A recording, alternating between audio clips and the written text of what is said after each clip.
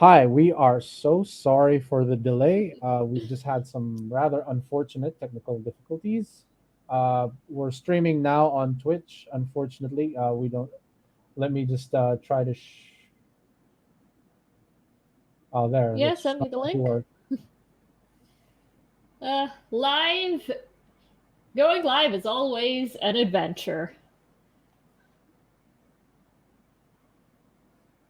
Full of unexpected Yep, and it's been so bumps in the annoying. road. I'm so very sorry for the delay. Um, but here we are. Um, let's wait a few more minutes. So, Dandy, how are Yes. things in Dubai at the moment? I'm actually in Abu Dhabi and things Oh, are sorry. hot. It's fine. Yeah. 41 degrees outside right now. If you can hear my air conditioning, I'm not sorry. I'm not turning it off. Okay, let me just create a post on Facebook linking to the Forge's Twitch. This has been incredibly annoying.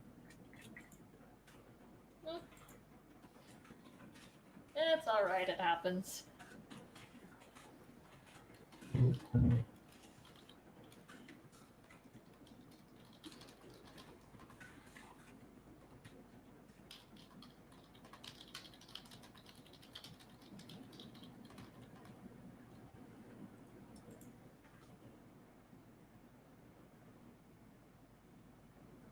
Okay,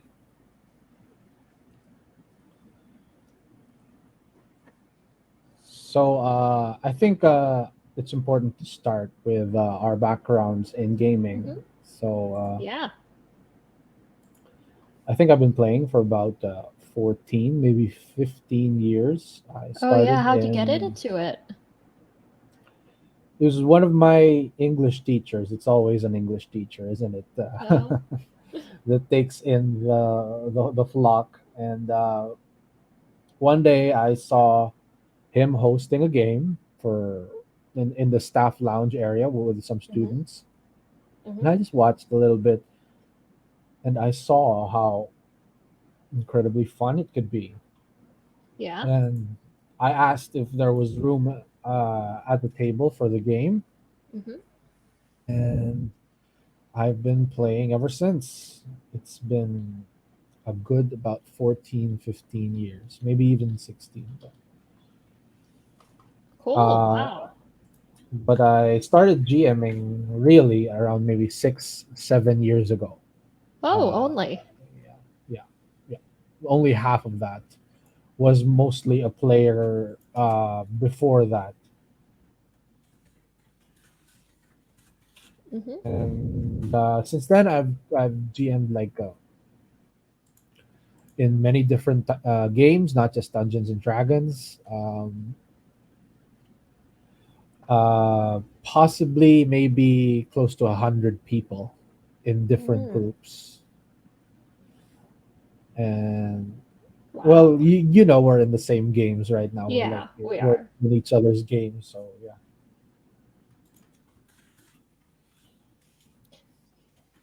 Yeah, I started playing like 6 years ago, I think it was now. Um,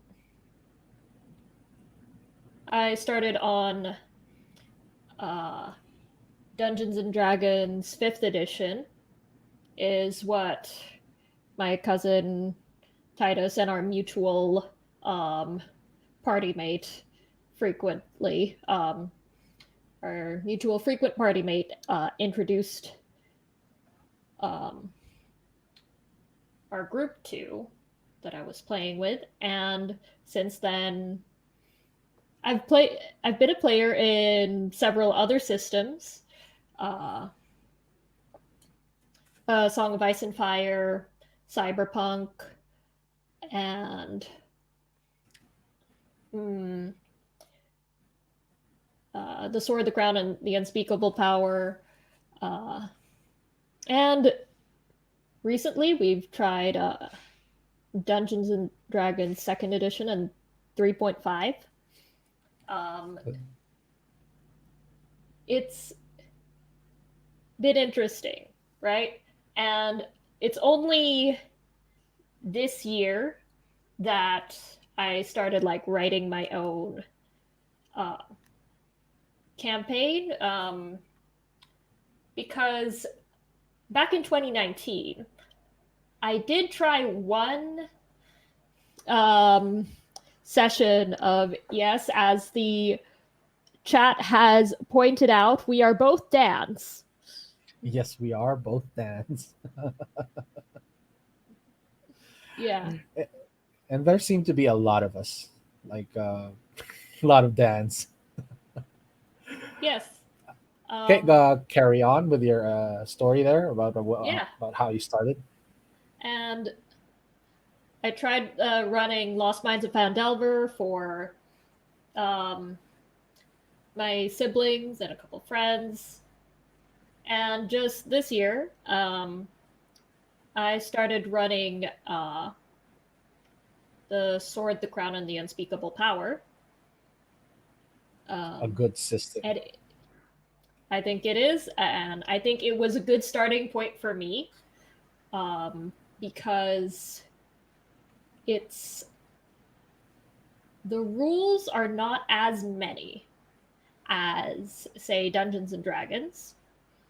Um, and it has a lot of what I like. And what I like is politics and world building and I would drama. actually say that it's a challenging one to start in because it's so free Really? form. I would because it's so free form in that regard. Like I would say one of the reasons that fifth ed is so easy to get into is because Mm-hmm. of the rules. Like there's a clear cut system. We roll the d20 period for doing certain things, but this is so in depth in terms of story. Like it's Mm. so much about the story that I imagine it can be challenging for a starter GM to work with. But I suppose that's our difference. Yeah. The mechanics were always easier for me to master first, and then to build around. Mm. But as I started playing, I did discover that I started to like more freeform things, which is why I Mm-hmm. started playing. Well, we were in Midnights in Metro Manila together. We We started were. playing Vampire, and that's I was looking for more than combat, basically. Yeah. And I think But that is one of the difficult things I've found with um Scup, Sword Crown and Unspeakable Power, that the combat is really vague. So it's difficult to know, to plan an encounter, uh, and know how to set it up. And there's not really a monster manual like there is in that's true. Dungeons and Dragons. That's true. And Scop may have a pre-built world, but it did not have like pre-built campaigns for Mm, GMs and stuff like that. yeah. Actually, that's how I started with a lot of my campaigns. I started playing in pre-built campaigns rather Mm-hmm. than what you call that homebrew. I can't believe I forgot the word at this moment. Like the first bunch of games I played with, I forgot the first game I played in 3.5e, but I do remember that my most memorable experiences in 3.5e, as in starting to play the game back in high school and college, were in this campaign called the Red Hand of Doom, which we're also running at the Right moment. now. And Yeah. yeah, we're running at the moment, and it's just since that was my first experience of GMing, it took me a while to get into GMing. Like that, it was so structured. Everything was laid out. If the players do this, you do this. It had Mm. encounters listed. It cited what page in the monster manual you had to go to, Mm. and It took me so long to start GMing myself because it felt like a lot of preparation, and at first it was a lot of preparation. It was because I wanted to be a good GM. I wanted my players to enjoy, and playing at the forge with customers also adds to that fact, like the fact that I want them to be satisfied Yeah. with what I saw as a Yeah. service I was providing. Yeah. But the more I played, the less I started to prepare. But this Mm. also was due to the fact that fifth edition had like amazing resources. Mm. Like,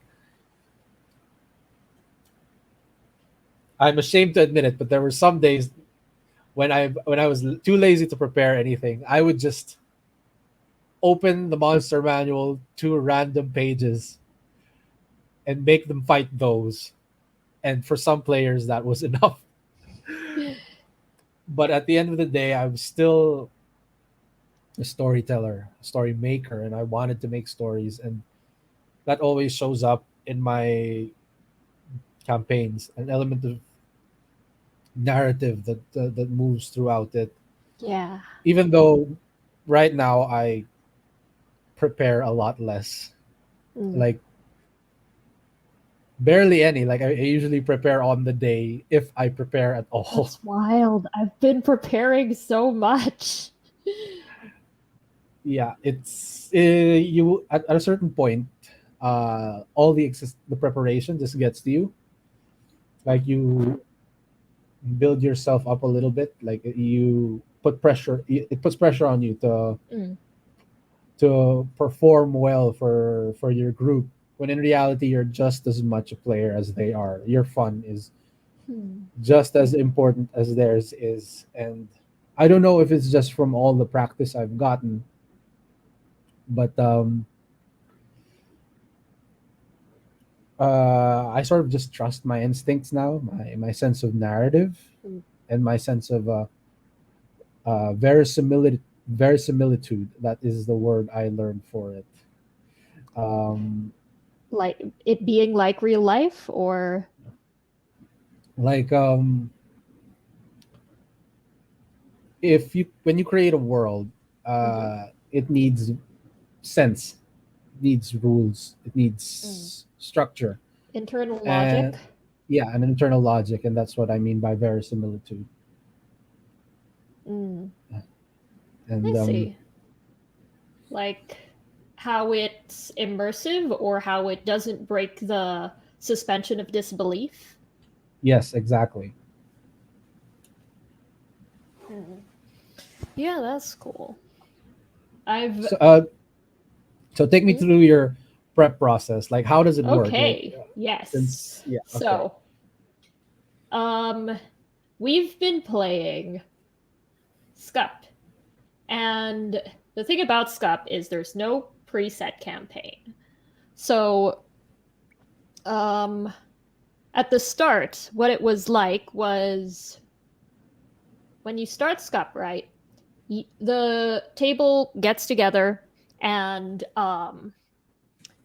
makes and or rolls on and decides together what the central myth of the world you're in is. And so that was my starting point for what's the story going to be. And also that it was that plus what you guys gave me about your characters. Um Danger, you told me your character's backstory as the um, second born child of a Khan and who suddenly got thrust into the throne after their older sister and father died. And so that was a starting point for the story. the other player characters also gave their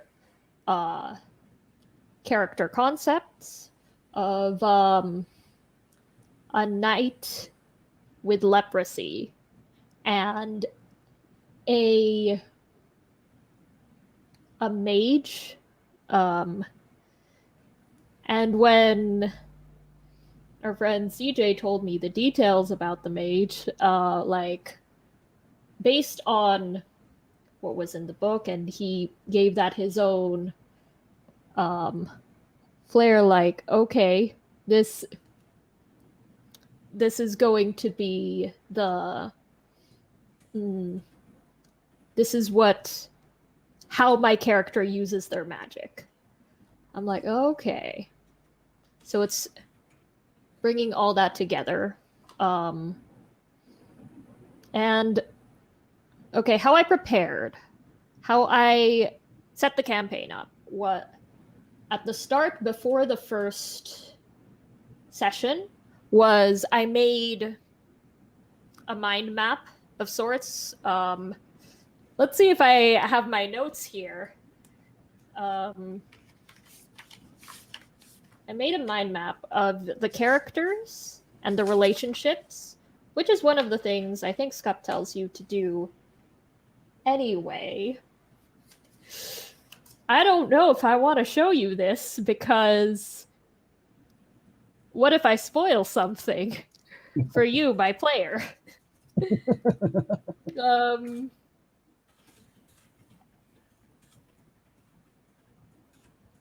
All right. I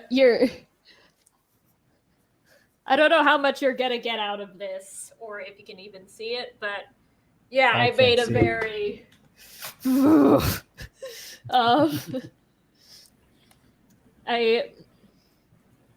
I made a mind map of the connections between the characters. I had a sticky note of things to research: the Mongols, the steppe, Mesa Verde, leprosy, how to incorporate hoverstones, and how to incorporate hoverstones.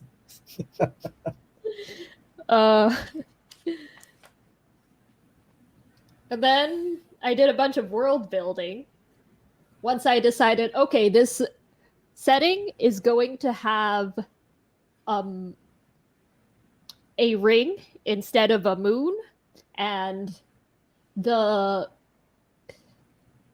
going to be a floating island in a canyon, and that floating island is a city. And as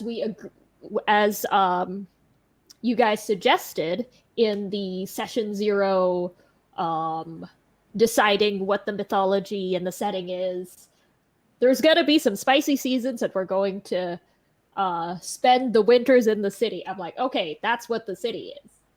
I do a lot of world building. I like world building, and I feel like world building grounds the story and puts it like the story can emerge from the setting.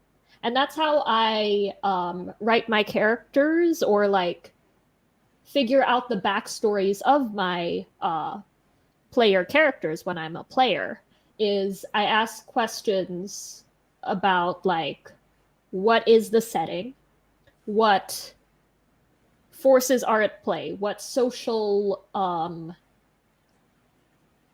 forces are there, and what is an interesting story that can be told about a character who grew up in this setting. Because for me, it's difficult to figure out what a character's story is, what their motivations are, who they are, and what shaped them. if I don't know the setting and the history, which, as I've heard from Titus, is very very different from how he does it. It's also different from how I do it. Yeah. Like I offer very little in the way of world building unless it's part of the mechanics. Like unless it's part of the rules. Like for example, with Vampire the Masquerade and Dungeons and Dragons, there are existing universes, but in my homebrew universes, I reveal as I go along, and that can be very difficult for some players, like players like Hi, you, Mookie. especially. I would imagine. Hello And to my friend Mookie and anyone else that might be watching on Discord. You were saying? Oh, hey, it's Rust on the Harbor. Hello. hello. I have no idea who you are.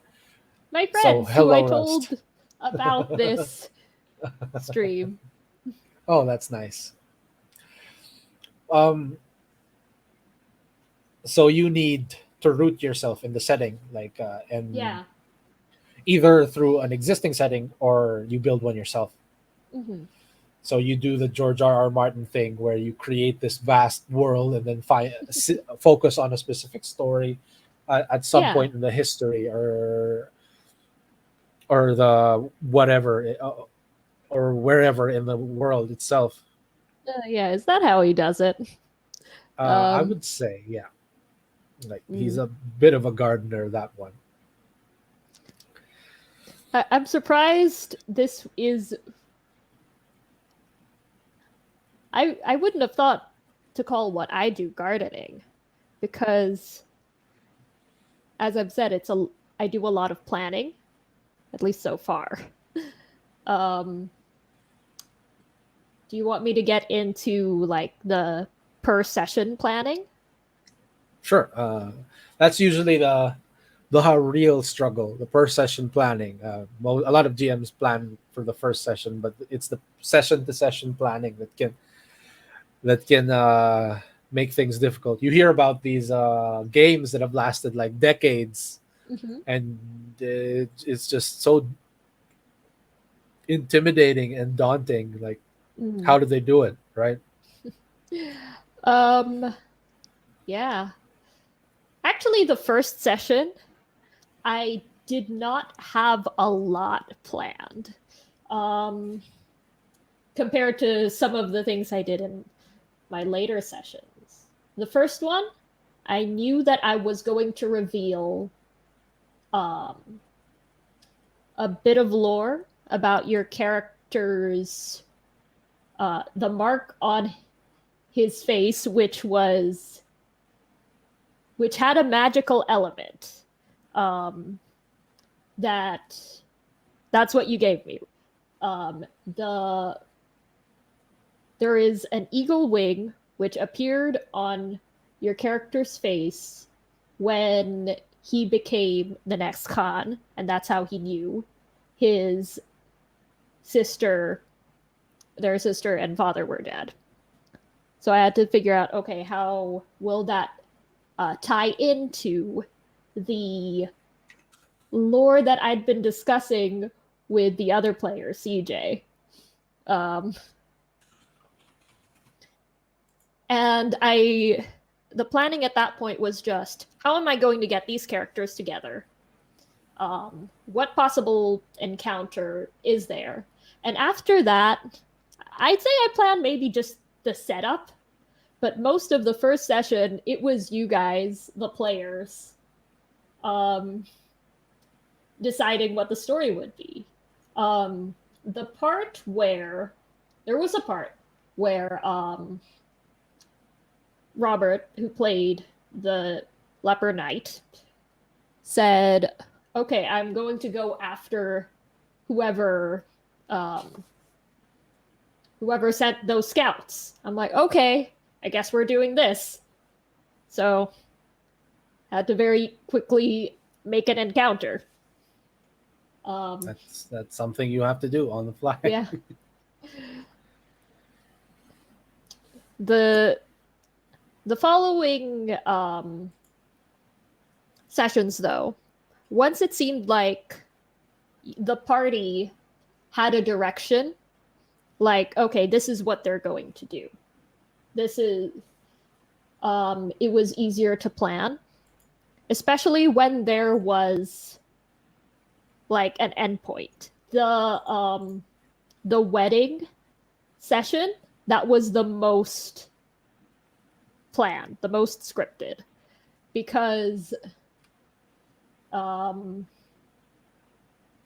guess there's just something about a wedding, about a ritual, a ceremony like that, that you have some expectation of what could happen.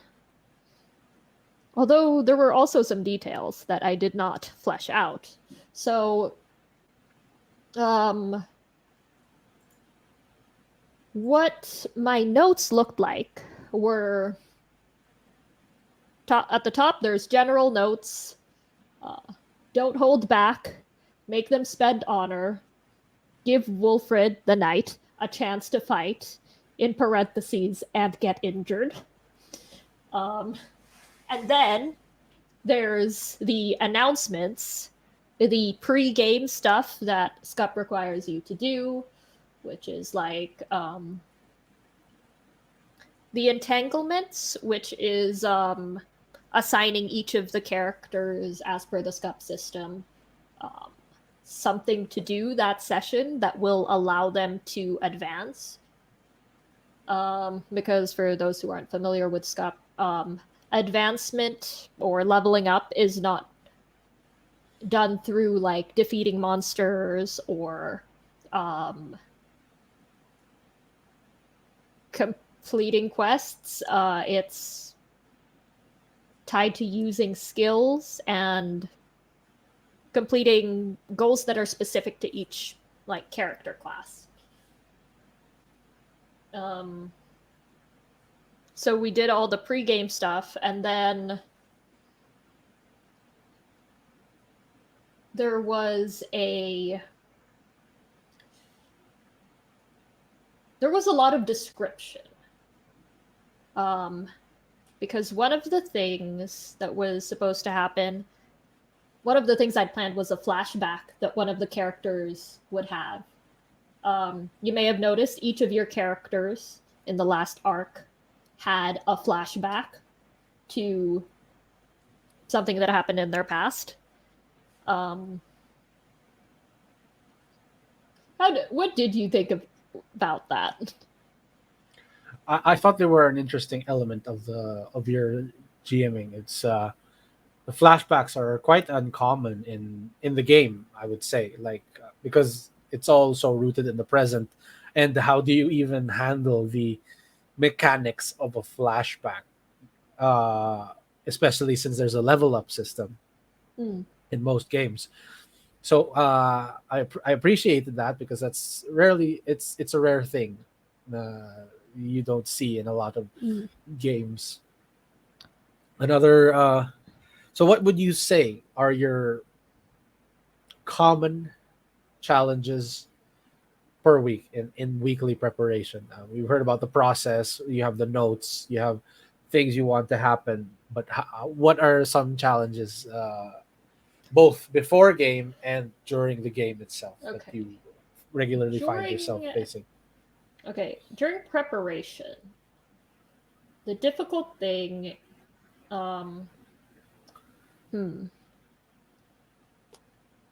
I want to give each character like a scene in which they have something that is relevant to them. And I did the flashbacks because the flashbacks were a means to reveal the characters' backstories and the lore and the setting.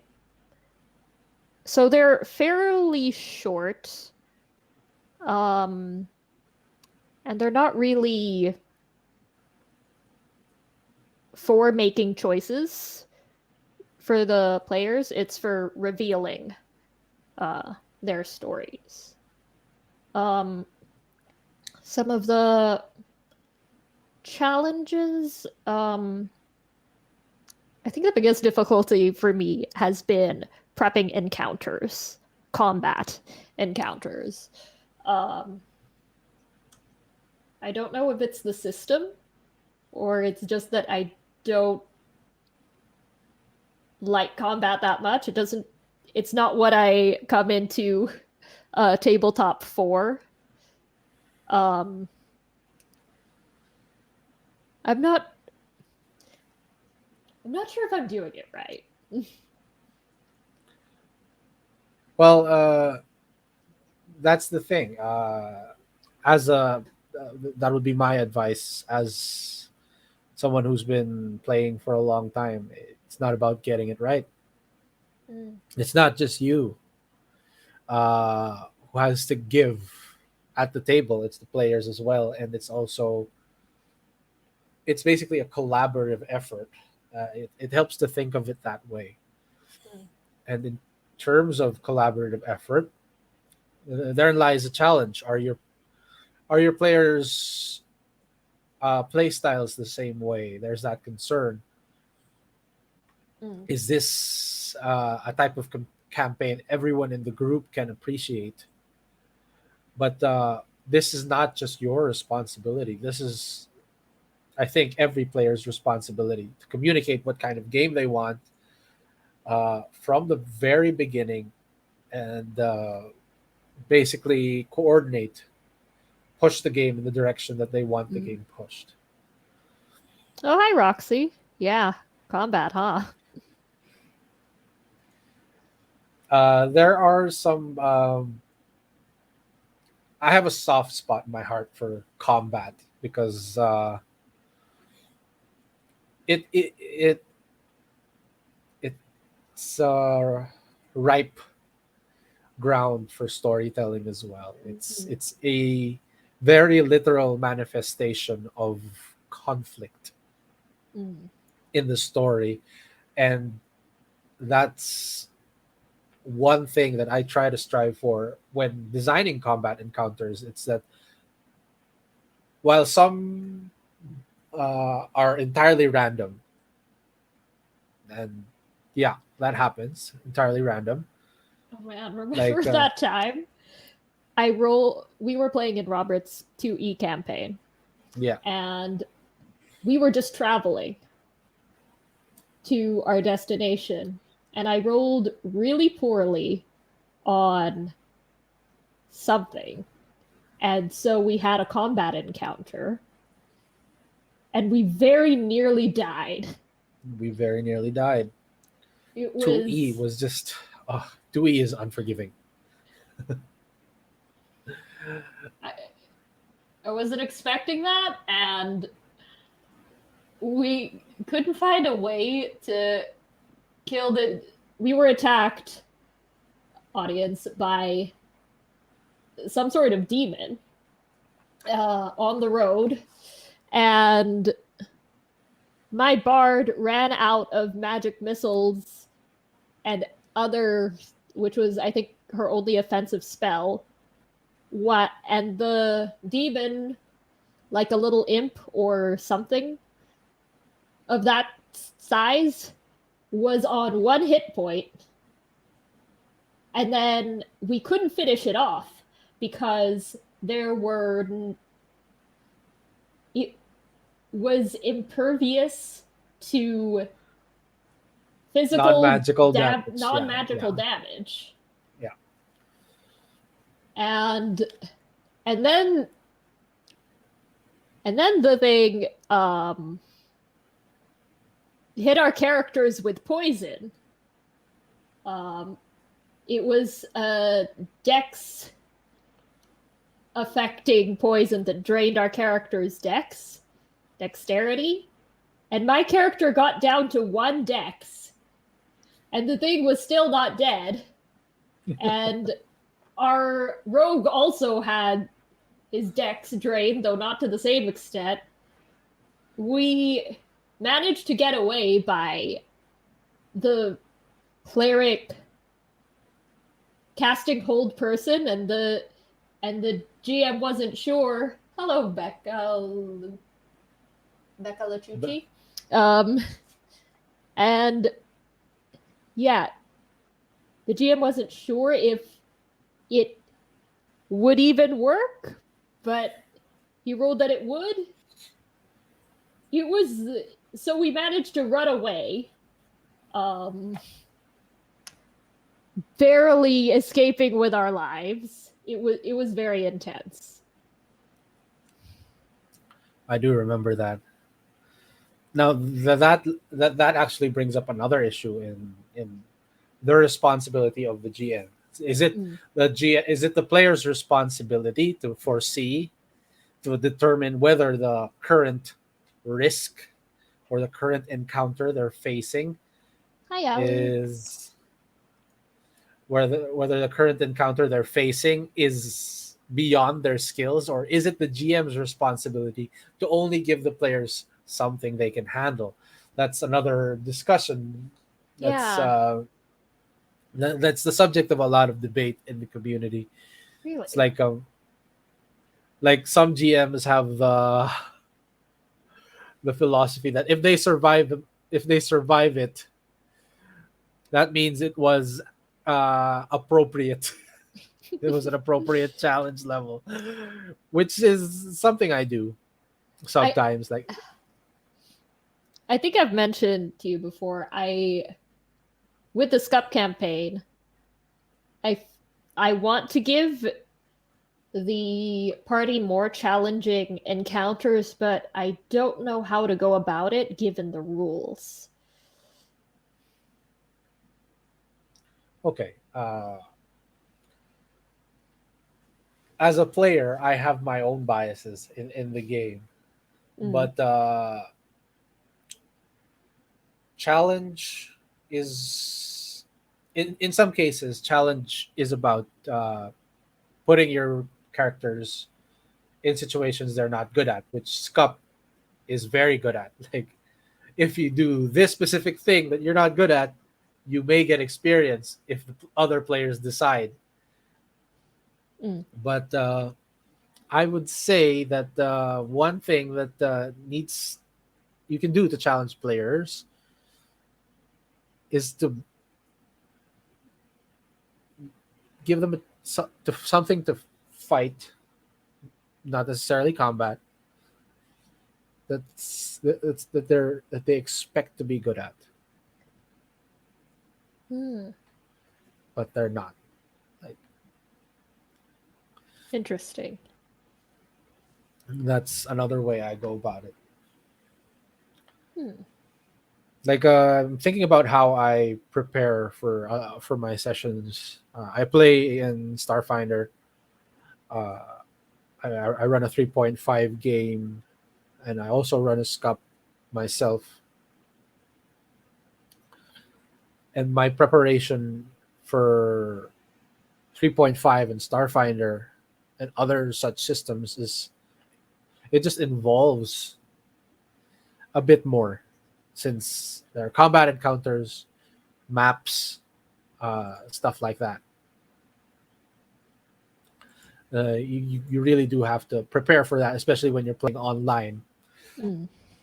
I used to have these. Well, I still have them, but I haven't used them in a while. I have these battle maps that I got from the Forge that I would draw on right during the session when combat would strike, and it was easy to do at the time because lay it on the board, draw on it, and you're done with the terrain.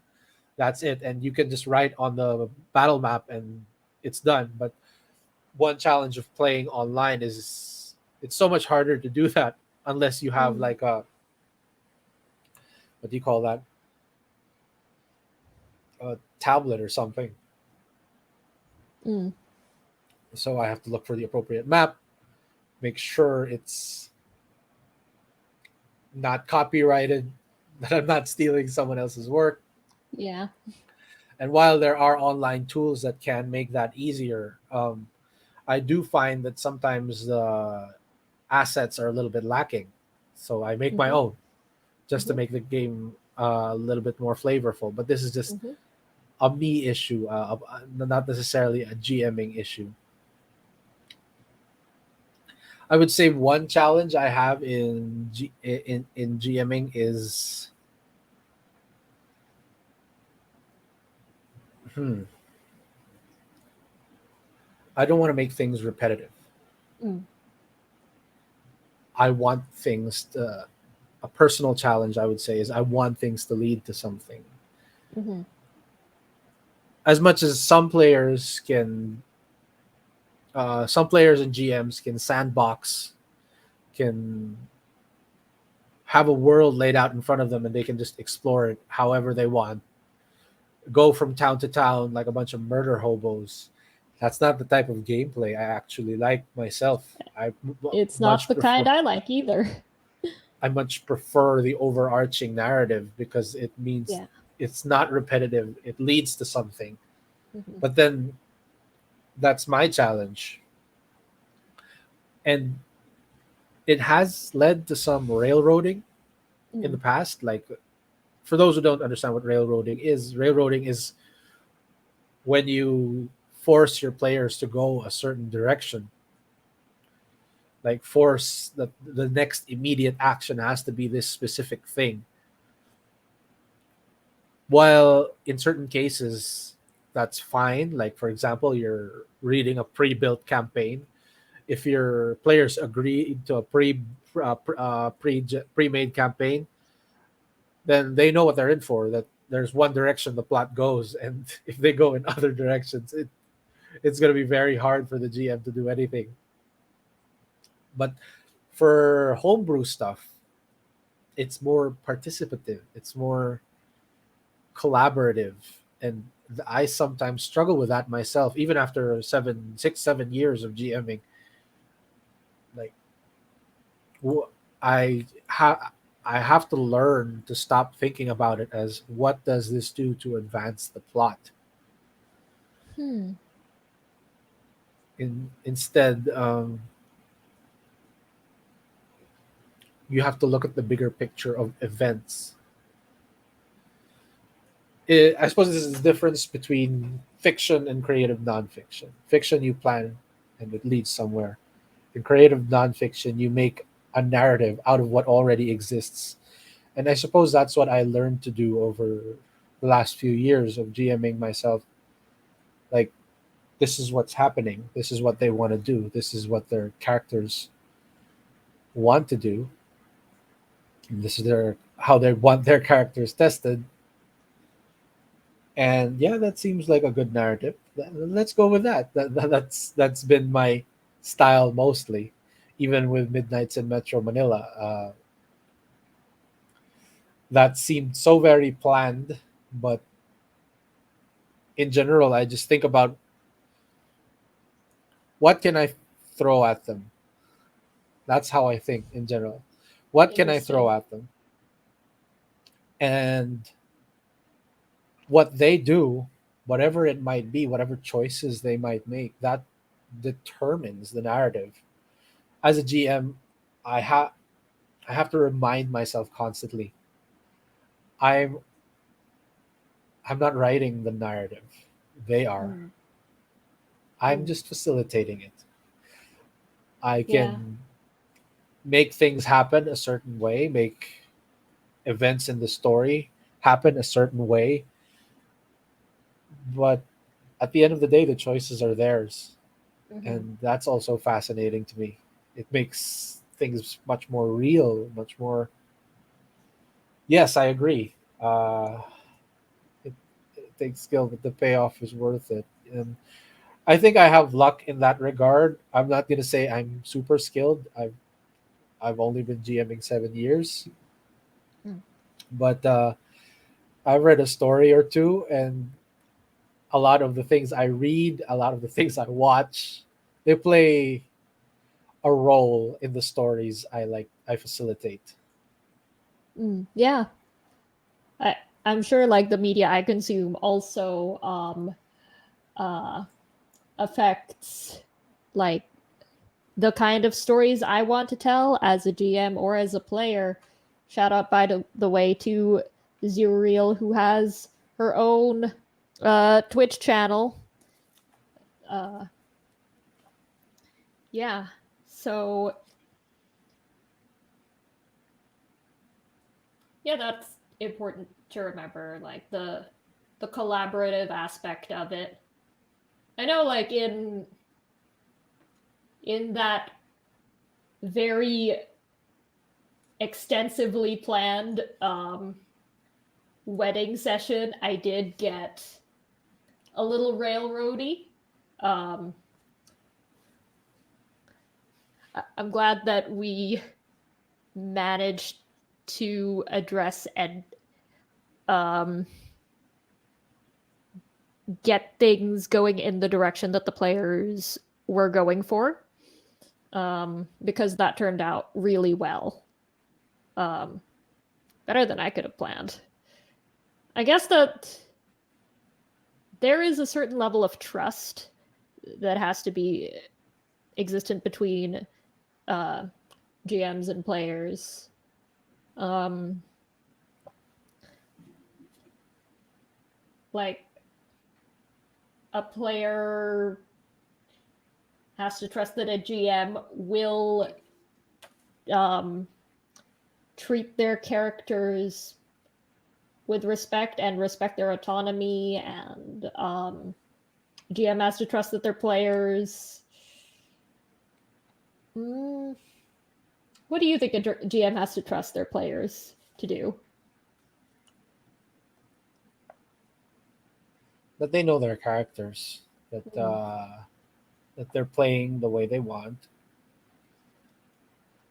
Basically, they just have to, well, figure out the puzzles, one thing, but in a more concrete sense, I think the GM has to just trust their players.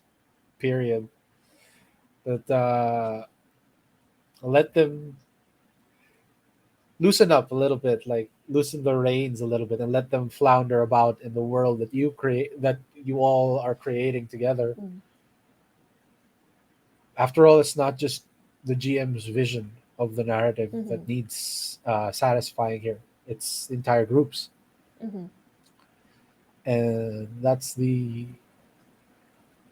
really fantastic thing about it. It's we just have to remember every time that it's a collaboration. It's a group effort. Yeah. Which is why I also have trouble with, for example, like pop-up groups between people I don't know. Yeah, like we've been playing together for a long time now. Yeah, like I think 5 years. 5 years. I think so. 4 or 5 years. Yeah. Because the game that you came into was the second game I was in. And we've been in a lot of campaigns together since. So our group has we know what the other people at the table like, and the way the other players play. And to some degree, I feel like I kind of want to try other tables, other groups, just to keep things fresh so that I See can other see how people. other people do it. Because we're so used to each other. Yeah. It's like, what do other people do? Because there's so many different groups, different dynamics, and who want different things. And in the pop-up groups that I've been in, where I don't know if they qualify as pop-up, but it's like playing for the first time with like a group you don't normally play with. And I have found myself like, oh, we're arguing about the rules. Or the GM's like, why don't you want to finish this encounter? I'm like, nope, I want to be careful, and I'm gonna rest for the night so I have spell slots. It's yeah. So there is that difficulty, that friction sometimes.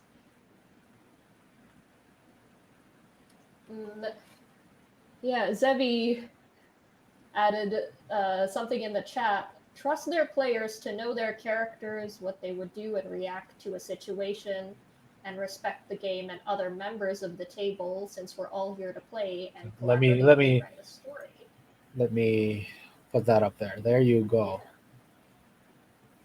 Uh, I'm sorry if we respond late to your comments because there's a delay between the streaming software and Twitch. It's like 10 to 15 seconds. So if we're replying late to your comments, um, that means we're not seeing them in real time, or you're replying 15 seconds after we've already talked about it.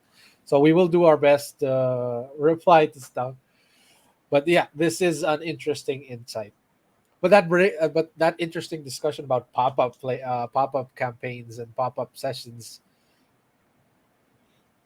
does bring the subject of conflict At at the the table. table. Well, what about toxic players or differing play styles? What if those type of people get together? How I I've know we haven't experienced that really as much as others have, but can you have you experienced it, like tables wherein they just didn't jive? um it didn't come, I wouldn't say it came to the point about right conflict or toxicity.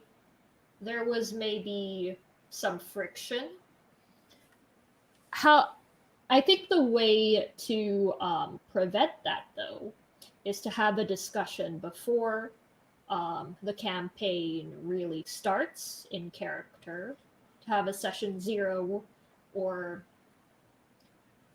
like in the other campaign that I've guest DM'd a session for, I asked the other players, like, what are you looking for in a campaign? Like, what do you like in tabletop, out of tabletop role playing? Is it the combat? Is it the collaborative nature of it? That kind of thing.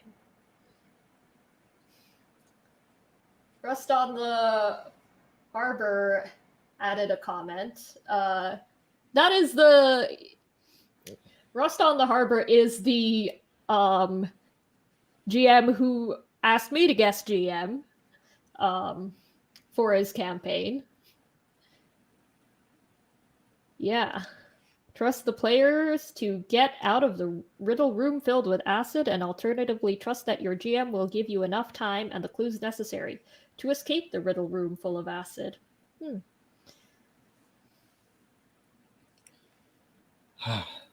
Yeah. So, yeah, just communicate, I guess, about it. Ask what, so that you know what each other like. And I remember in Midnights in Metro Manila, Raph said at one point, don't metagame. And I know that in our group, we kind of do a lot of metagaming.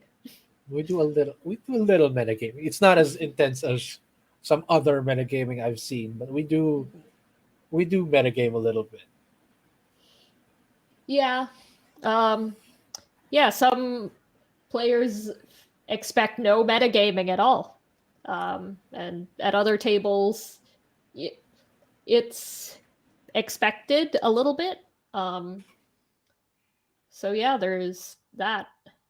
Maybe we could also talk about safety in tabletop and the Okay, that tools we have to facilitate that. okay. That's definitely a question that's on everyone's minds. Um, with more and more people playing the game and more diverse crowd in general. I mean, the game went from all men in their basements, or in my case, at my friend's grandmother's house, just all men and maybe one to two girls,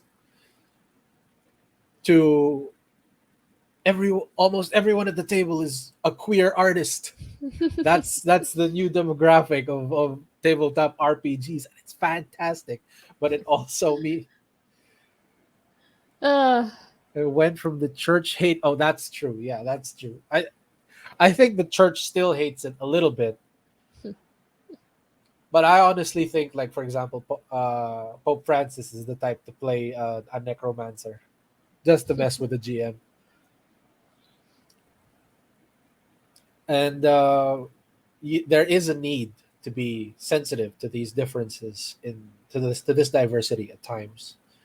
Like you have to be aware of certain players' triggers and stuff. Like that's a thing I do now whenever I start a game. Is there anything you don't want to see in this game? I ask the players that. And yeah, I take that into account and make sure that never appears because there are also things I don't want to see in the game. I mhm. and I tell the players that as well, that this is what I don't want to see in your characters.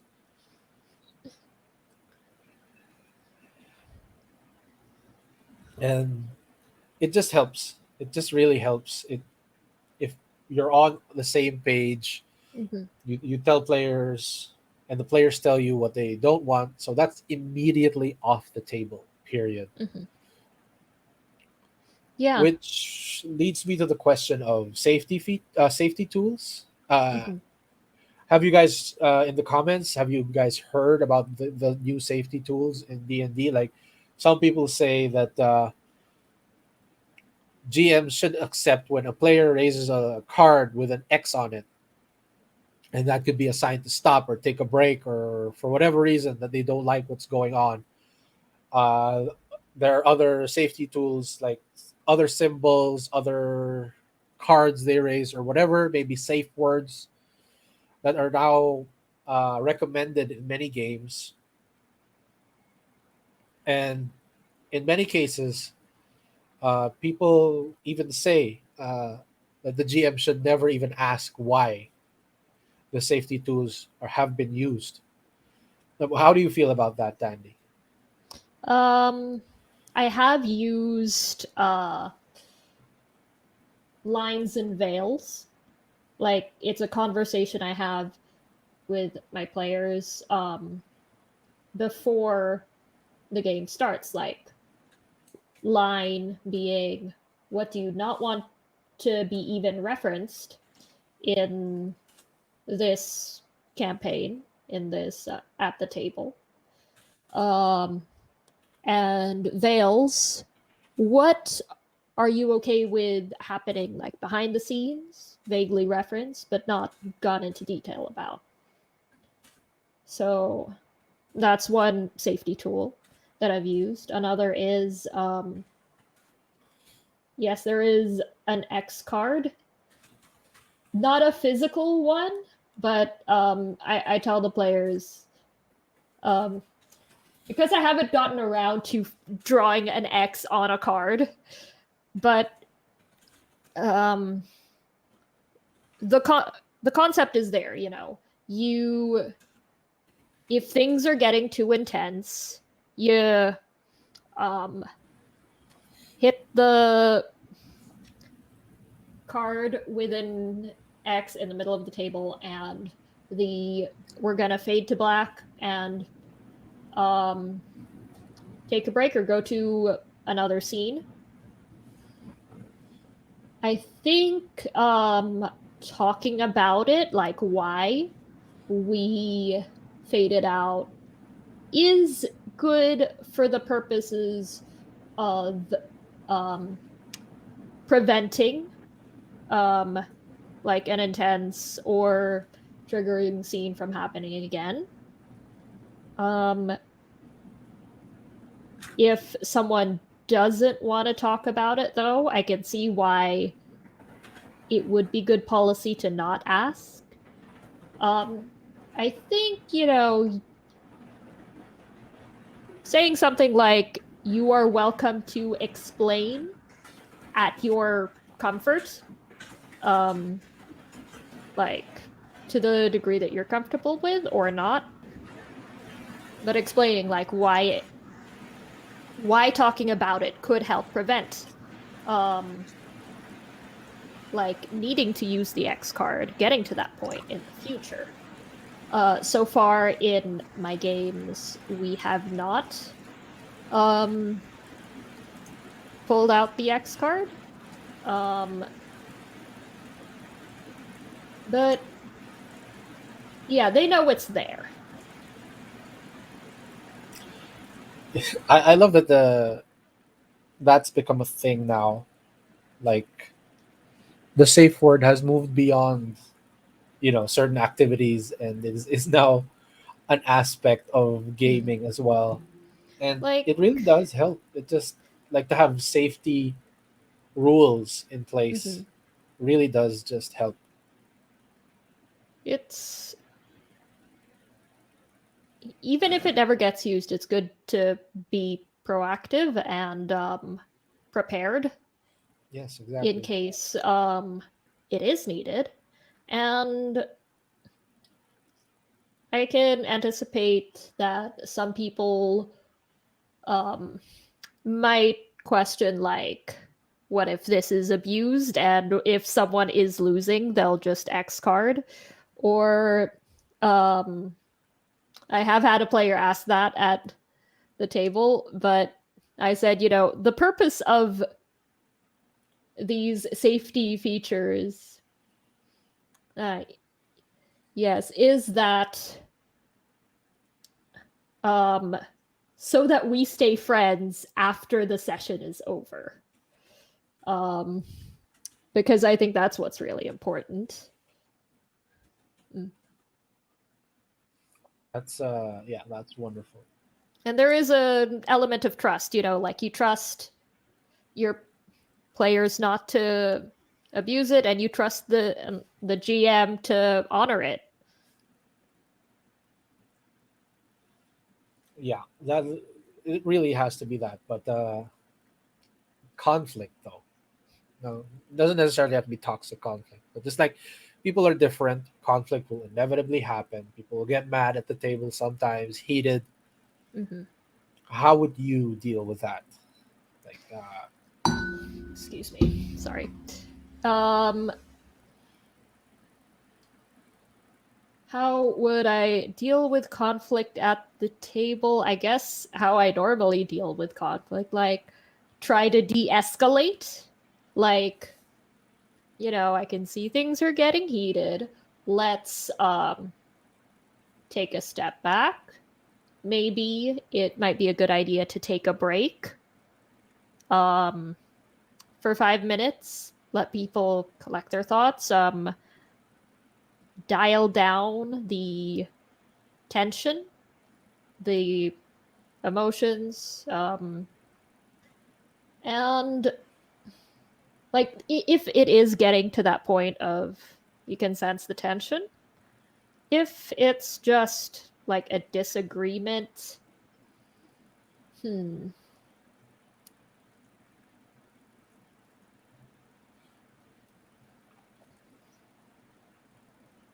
it's hard to say.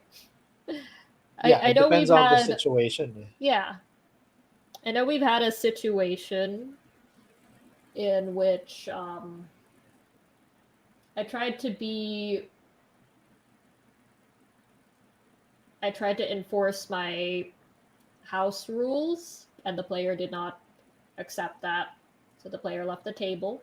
And afterwards, we talked about it, and I relented to um, agree to let the player do what they wanted, as it was in line with the rules as written. So I guess that's one way of that is one instance in which there was conflict and it was dealt with. Um, hard to think of other Yeah. situations. Well, for But you've example, been one thing doing it for longer. you'll So, encounter is different interpretations of the rules. mhm. Some rules are very clear, others are not as clear and are left open to interpretation. and the player may have a different interpretation. Beyond that, a player may not appreciate putting story above rules at all. Like there are some cases where the players really do value the rules Hmm. above the story. Like I suppose that can be handled with a discussion beforehand. Like, are you a story trumps rules type of player, or are you a rules first type of player? And I've never thought like I never thought of that actually. Like that some people would value the rules over the story. So I didn't think to include that in pre uh campaign discussions. But now maybe I will. yeah, I mean, the rules are there for a reason. But if there's an unspoken rule, rule zero, wherein the GM is always right, but that does come with its own abuses, like an inexperienced, or I would say an unfair GM may abuse that to a certain to incredible levels. Like, for Mm-hmm. example, when a person casts water into sand, does that affect the water in the person's bloodstream as well? More than just the water they have on their person. So there's that type of difference. Mm. Um, I I would think say, I guess yeah, I appreciate what like the Dungeons and Dragons up to 5e has done is been very specific about these interpretations. Like it has to be pure water, um, or it things like that. yeah. The rules, I would say, I'm always a story trumps rules type of person. In Mm-hmm. fact, sometimes I would go so far as to, if the players are having a bad day, a bad rolling day, Mm-hmm. even though they fail some roll or two, I'll say it succeeds. Mm. If there's room for success, sometimes I fudge that roll a little bit just to balance the game, because players want to have fun, and a player who's rolled like six twos straight is not having fun. Mm. So I would I'm always a story and fun trumps rules type of person. Mm-hmm. But dealing with a rules lawyer, oh my god. Well, you'll just have to have patience sometimes with that. They want to argue, you're gonna have to argue, and yeah, there it is. Mm. Yeah, Zabi. What comes after conflict is important, and yeah, players just want to have fun. Yeah, that sounds like it must have been an interesting discussion.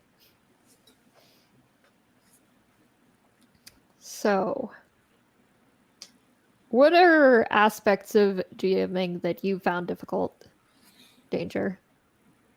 Aspects of GMing. There is fatigue involved with GMing. Mm. There is a different kind of exhaustion that comes from GMing rather than just playing. Because there is that.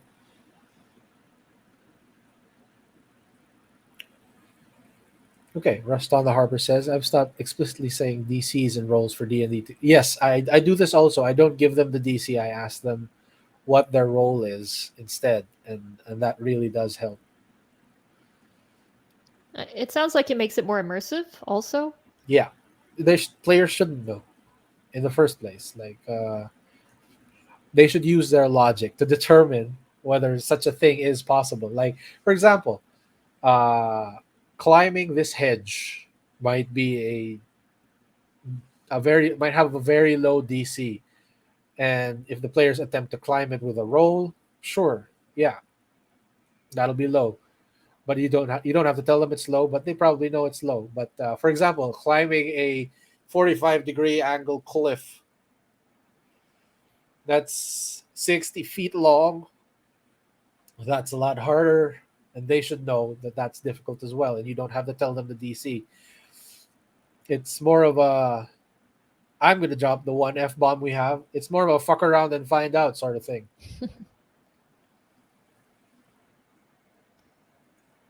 But you also hide your dice rolls. Sometimes I do, but in since everything is online right now, I do hide my dice rolls, but I tell them the results after.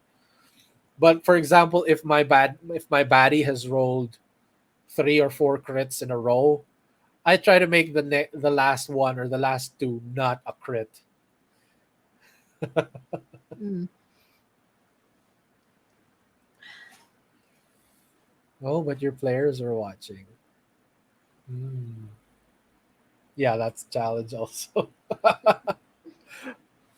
Again, let's go back to the question. What are challenges I've faced? It can get tiring to be a GM if you're not playing in a game yourself. Mm. Because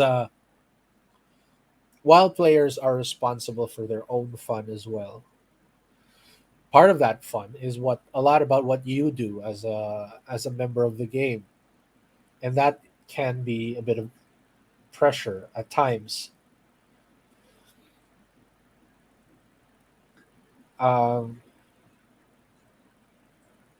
and that pressure just gets to you sometimes. It's exhausting. Mm. It doesn't mean it's not fun, but sometimes if you've been doing it too long without a break, it may feel like work, Mm. which it honestly literally was at one point when I was GMing for the Forge. I was GMing for like 4 6 campaigns a week, Mm. and it was all so challenging. It was Mm. just so tiring, and it was all pop-up games, so different play styles, facilitating uh, Yeah. better play between players that I had no idea about, and it was just tiring.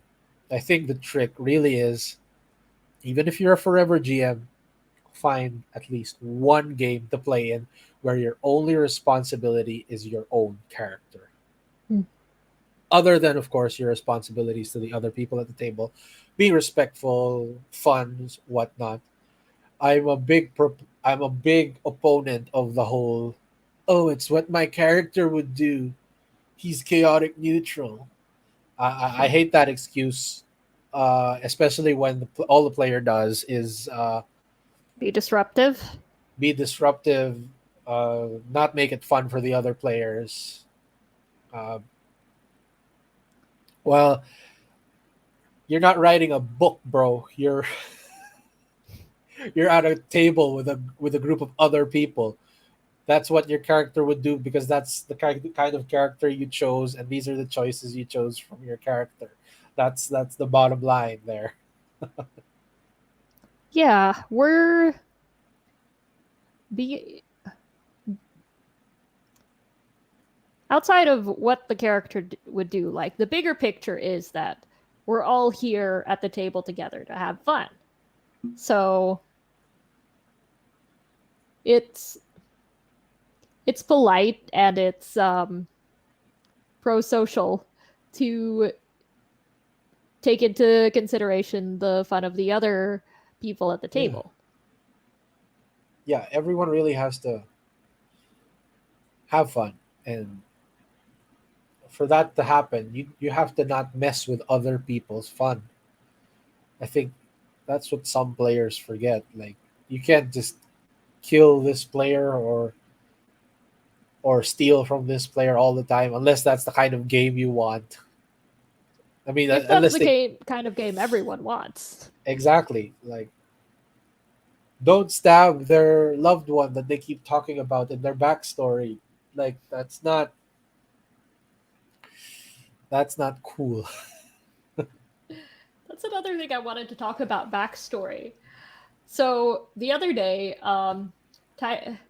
Titus mentioned that he likes having a lot of space, and as a player, as a GM, his style is a lot of improvisation and making things up as he goes along, and that there's a certain pressure um, from players giving you like backstory elements or lore that the GM then has to work into the campaign.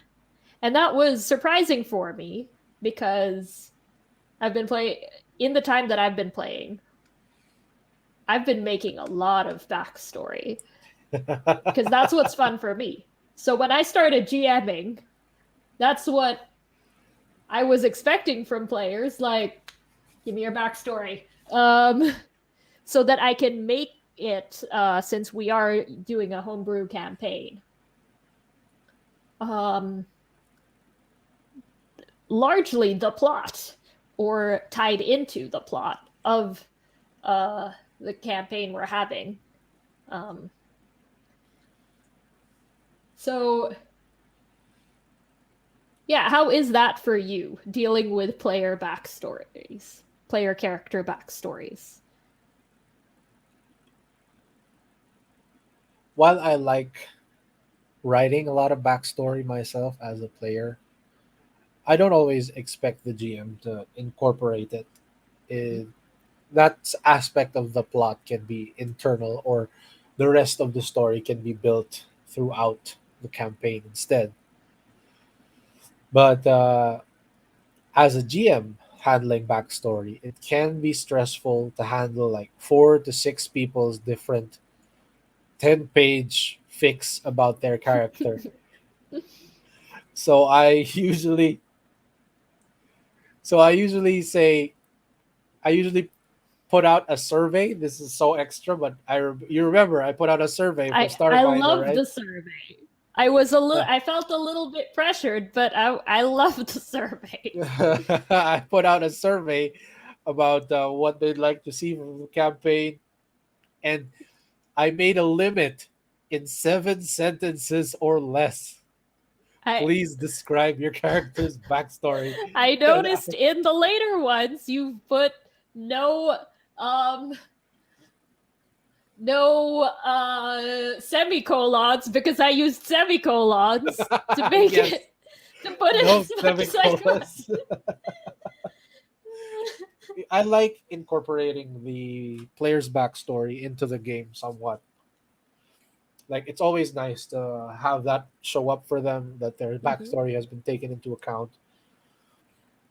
It's always enjoyable and cathartic for the players to see that in, especially what's a homebrew campaign. But I try very much to limit it to the important points. This is what happened, and this, like, 7 sentences, no semicolons, no m dashes. Uh, just just to keep it short. Like, I don't need a stylistically written fic to find out what I can incorporate from your backstory into the main plot. We've got some comments from Zevi. Okay. Playing character backstories is so much fun as a GM, knowing what their history is, how it can build with the story in the world. It's an amazing feeling, and yeah, I do agree. Like, it's just nice tying that into the plot, like it just full circling everything, which I think I did really well in Midnights in Metro Manila. Yeah. If you guys haven't seen Midnights in Metro Manila, it's on YouTube. Just look for it. It's 13 chapters. It's also coming out on Spotify as a podcast, Yeah. so we highly recommend that. Next comment was, but not even having anything. It's nice sounds. Oh yes, this is also good. I like this also, if because it means the player's story is tied into the campaign, not anything before it. Their baggage is in the campaign, Mm-hmm. which I think is a lot easier for pre-made campaigns. If you're running a pre-made campaign, it's always easier to go with a blank slate. It's always easier to go with a blank slate set of characters. Hmm. Okay, next. Yes, I agree with this.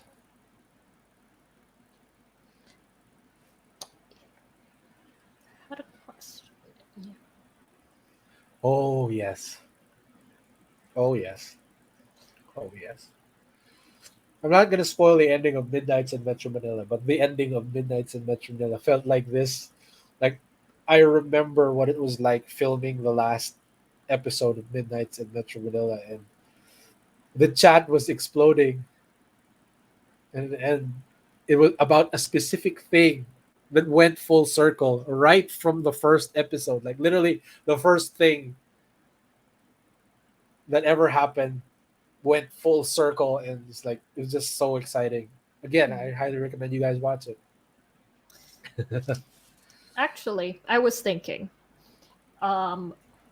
what is a GM allowed to bring in and tie to a player character's past, or if the player character has, or if the player hasn't expressed that already, like, oh, this villain is your father.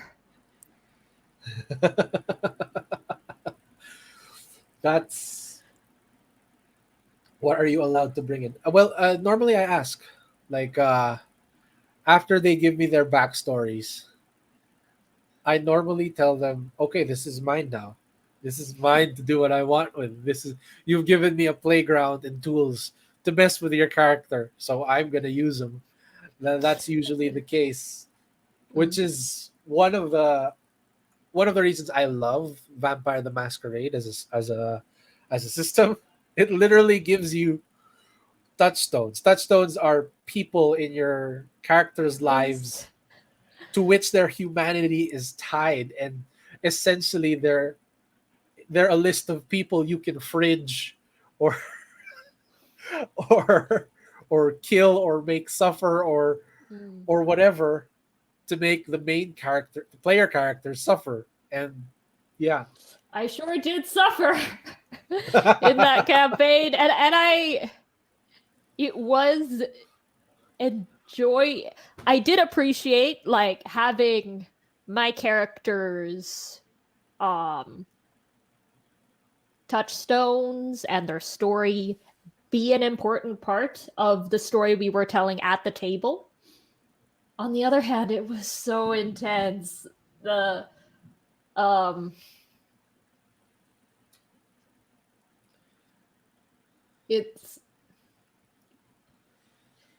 yeah, It's suffering. yeah, Well, Zemi's also a DM. GM. oh, if you guys are curious about the difference between DM and GM, just a random segue. Dungeon Master, and the reason the two separate terms exist, Dungeon Master and Game Master, is I think because Dungeon Master is copyrighted to Dungeons and Dragons, and Game Master is more general, and it isn't. So I think that's the rule. Hmm. Yeah. Maybe we should also talk about the winding down, like decompressing sessions we did after Midnights in Metro Manila as a Oh yeah. safety element, Okay. because it was really,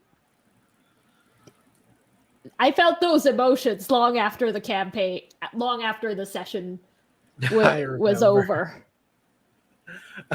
I remember. Okay, so one thing we did.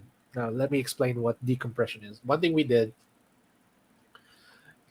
for Midnights in Metro Manila was that after nearly every episode, we started doing this around the middle of the campaign.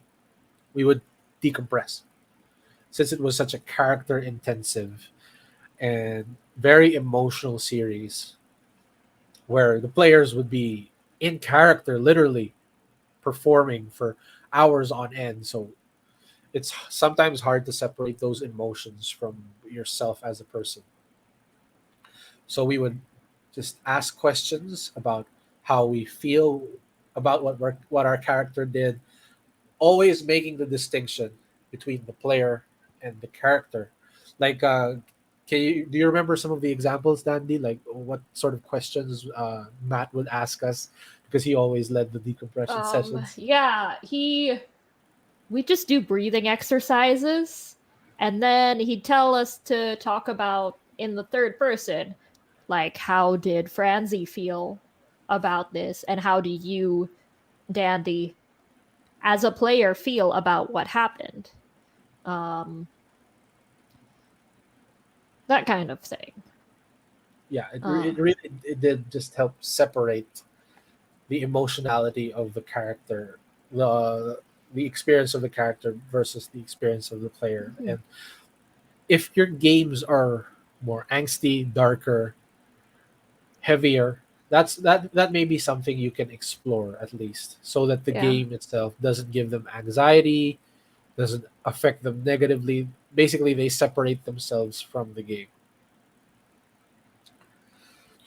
That was not the first time I was anxious about the game, like during my normal um everyday life, like back when we were doing Game of Thrones and like Sansa had been kidnapped. It was like, or not kidnapped, but in danger.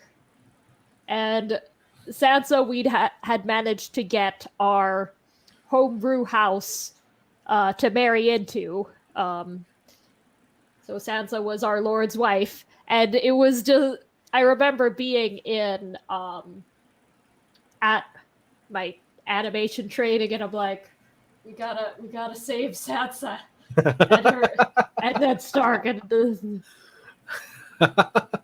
like it was distracting.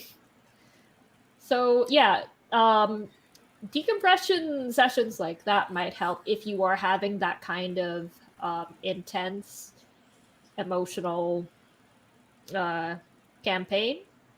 Uh, though, if your campaign's more light-hearted and fun and um, shenanigans, maybe not. I'm gonna be real with everyone right now. Confession: I used to hate shenanigans campaigns. Like, I hated them. I did not like murder hoboing. That was not a thing I liked doing. But after playing in so many, like, I always would tell people that, okay, that's how you want to play, but I'm not gonna play with you. Mm. That was always my thing. But after playing in so many serious campaigns, so many emotionally driven campaigns, I definitely have more respect for that kind of catharsis. Like, uh, that was a lesson learned for me. That, like, oh, sometimes you just want to steal shit. Sometimes you just want to beat up that monster, and that's perfectly fine. Yeah, Sometimes you also just want to, valid.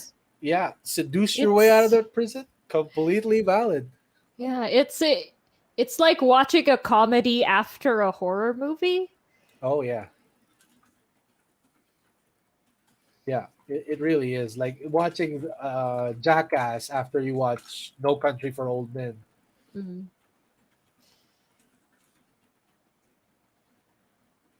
Okay?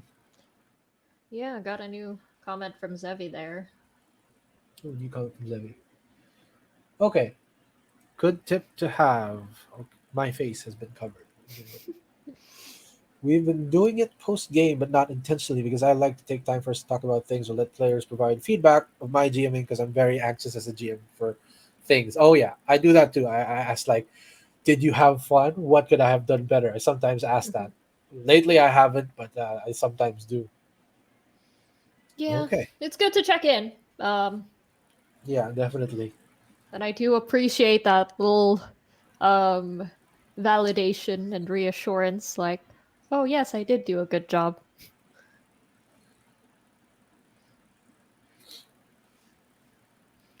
Do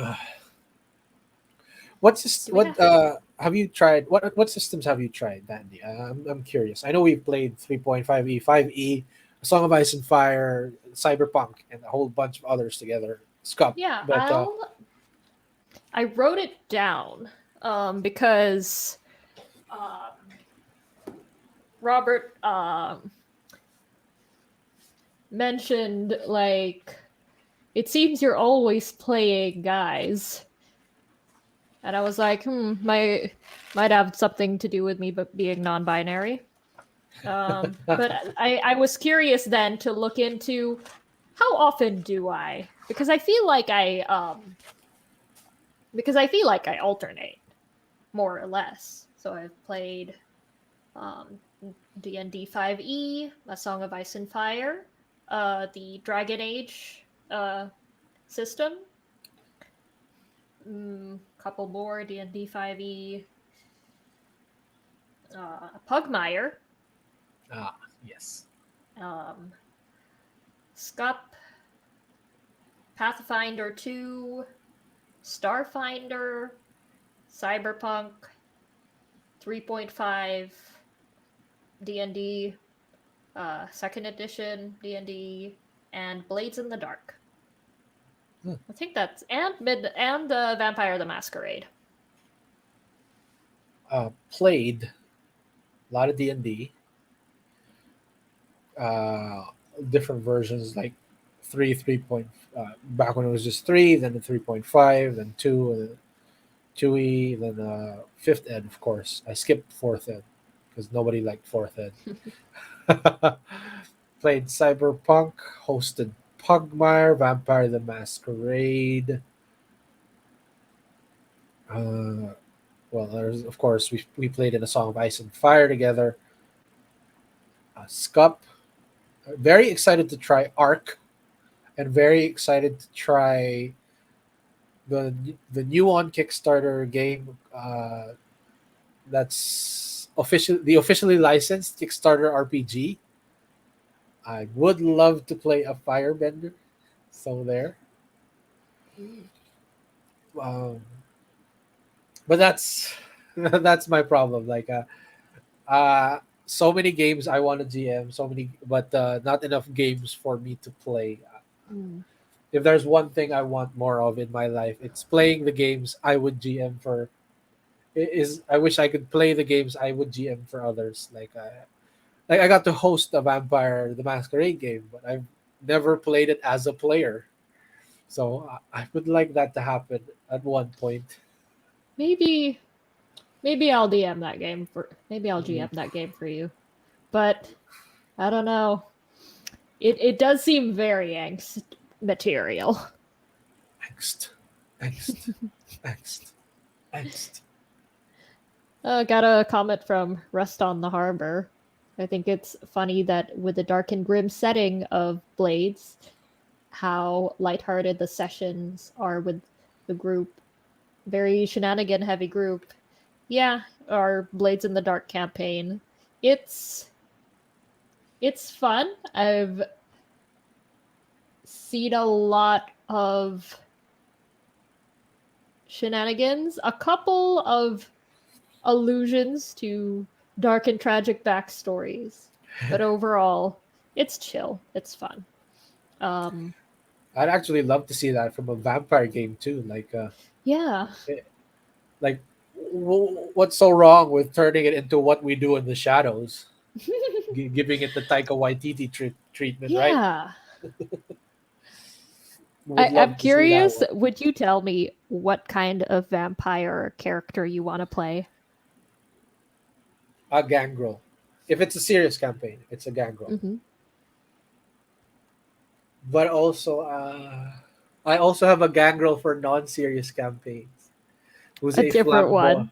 yeah, like a flamboyant dolphin trainer. Heinz gets velvet. I am trainer of dolphin. Yeah, I can That talk to sounds fun. dolphin. Do you want to see me talk to dolphin? Oh, Uh, yeah, that sounds fun. Do we have any questions from Actually, the let's chat? go into the question and answer portion of this chat. Of this stream. Let me create a banner for that.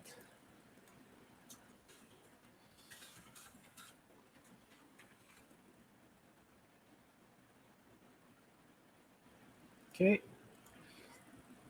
GMs out there, do you have any questions about GMing that you've always been curious about, like experiences?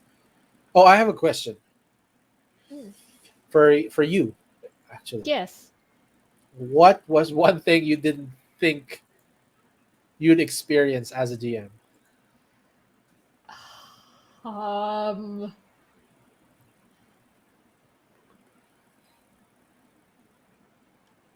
Well, I wasn't expecting the conflict that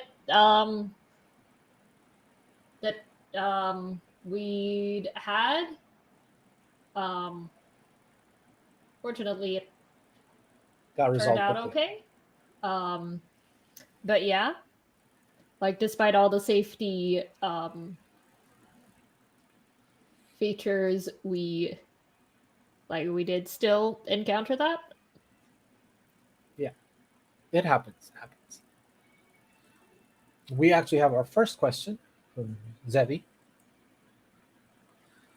Have you ever had any player who saw any loopholes to the rules that you just went, "Oh, that actually sounds cool"? That happened last weekend for me. Apparently, immediate actions in 3.5e trigger immediate reactions, trigger even when the player is asleep. So it still happens. Like that's it's like, oh, cool. So if you have an immediate reaction to having acid poured on you, it can still save your life. Okay. And there was some conflict between players about that. Like it got pretty heated because it didn't make sense. But then I Googled it, and apparently that's just a. I Googled it to settle it, and yeah, that's the ruling, and it stood. Okay. Anybody else have some questions? As a player, I was in a Curse of Strahd campaign, and we had to move a body without alerting people. And I was like, now let's just throw it in the bag of holding. It's already dead. And the GM was like, oh, I didn't think of that. Well, I guess that works.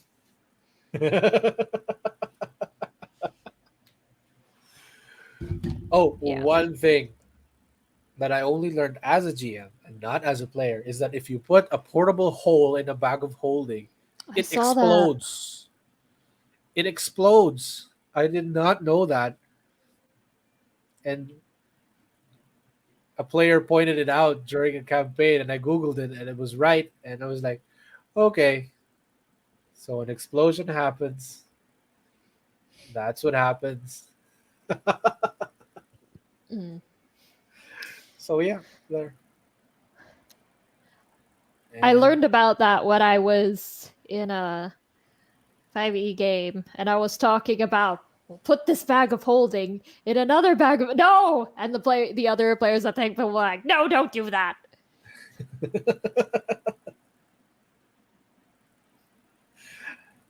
ooh, I think here's one way. I think every game could be improved. Music. Music. Mm. There are so many free playlists out there for you to play during games. There's even a free app. And if you play it during games, it's just much better than your regular silence. If you play music during the game, and luckily there's so much out there now, like video game playlists. I even made a playlist for every type of situation. Well, not every type of situation, but I have a playlist for nearly every type of situation. There's one for peaceful town ambience, or I mystery, also or have. suspense versus. Yeah, it's on Spotify. Did you see my Spotify playlist of the same kind? I think yeah, I think I did. I also have Yeah. like one for sci-fi, one for fantasy. Do you want to explain? Zevi has a question. I don't know how to properly do that on Discord, referring to the music. Oh, look for Rhythm. It's a bot on Discord. It ports in sound from YouTube into the Discord voice chat, and that works really well. There's a number of different ways to do music through in online Yeah, play. There's Roll20 itself, which does have support for porting in music from um, tabletop audio. There's Rhythm, which is what Danger uses. Um, I used Spotify in my Scup campaign. So, and how I did the Spotify was like at first, another player, I delegated the work of DJing because music does improve the ambiance and setting the mood a lot, but it was something I always forgot to do, like to set up. So it's just like, hey, could you handle this? And then after I had some time, I did get around to like really uh, making a playlist for this campaign. And I've got a folder of a folder for the campaign and subfolders for ambient travel music, night, mystical, cities and markets, fast, suspense, combat, court, victory, Mongolian. And within those subfolders, they are arranged from like it's light and chill to it's getting intense now. So yeah, that's how I do the music. Spotify, if you have premium, does allow you to do a shared session. yeah, So that also works. you can play something and your players will also hear it. Also, in theory, your players can also control the music. So they can they can throw in a careless whisper if the situation calls for it.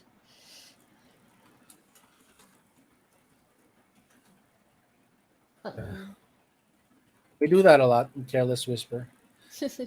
Yeah. Anybody else have any questions about GMing?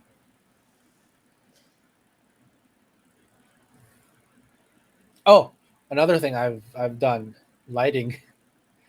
Just instead of being in a bright room, imagine just candles. Mm. Oh, interesting comment here. Emergency George Michael. Yes, it's perfect. This is perfect. Yes. Either that or Marvin Gaye. Just Mm. perfect. We had a question. Does it work like Groovy but with better volume slider controls? I've never tried Groovy, but on Discord, people can control each individual player's volume. So that's you can just leave it to your player's preference and just teach them how Yeah. to do it. Like sometimes when we're in a campaign and the music is a little distracting for me, I'll just go into Discord and I'll turn down the volume of Rhythm, and then I'll turn it back up again usually when someone mentions the music, because I just forget about it. When I'm a player.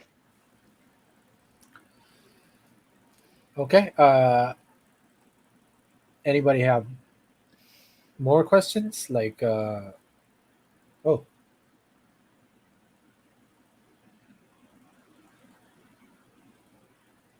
oh, someone recommended a.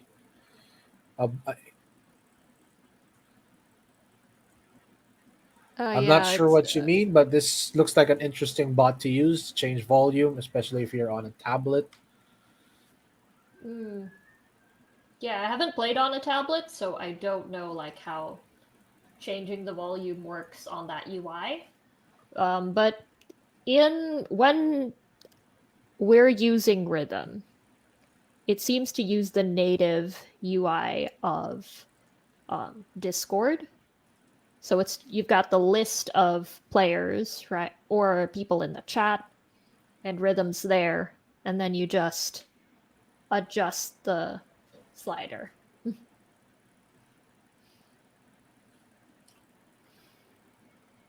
It's not like right clicking something to see in this. Oh, okay. Oh, another interesting change that has happened to me over the course of the pandemic, since everything is online.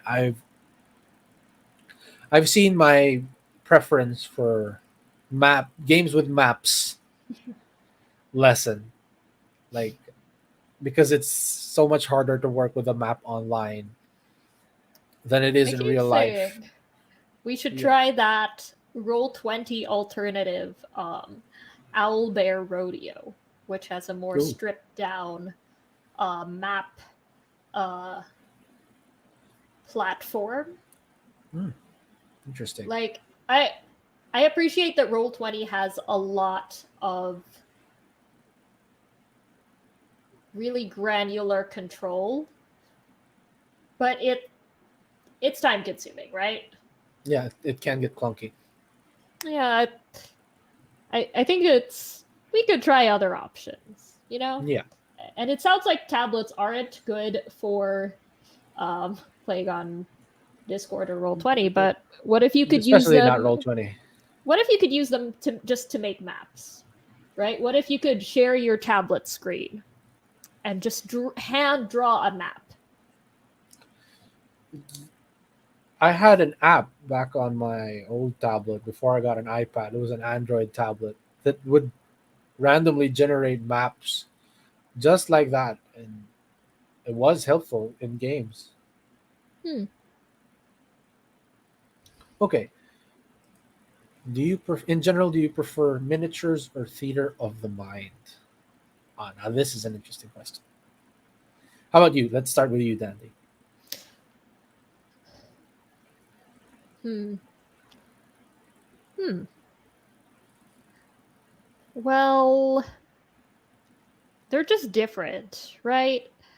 Um the gameplay of miniatures when we've used them for like Starfinder, I'm not sure you could do Starfinder without miniatures.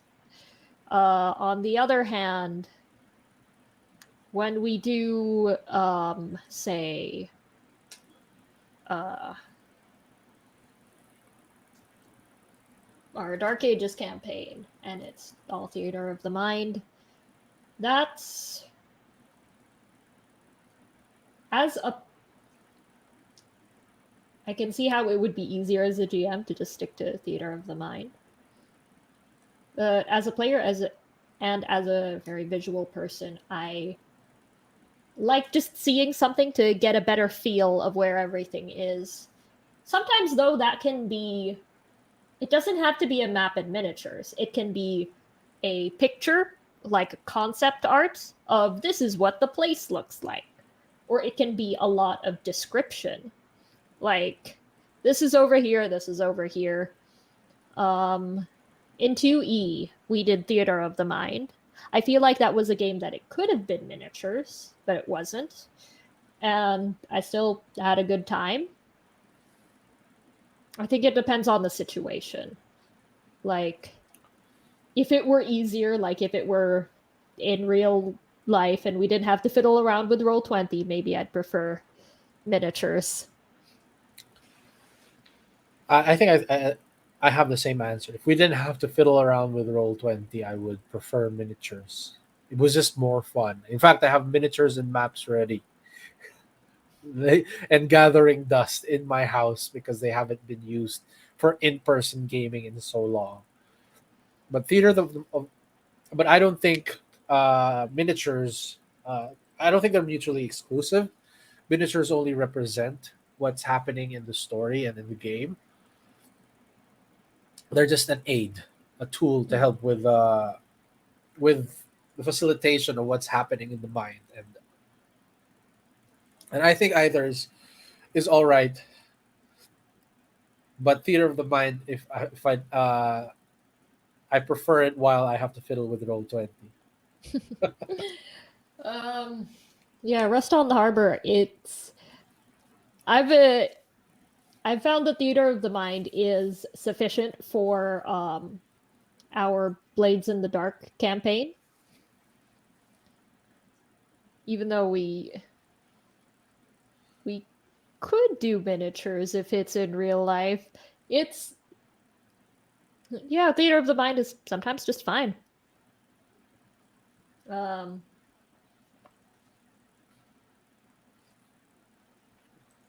Does anybody? How about you? Comments like what have your challenges been in this pandemic? Playing and this and stuff. Okay, this is an interesting question.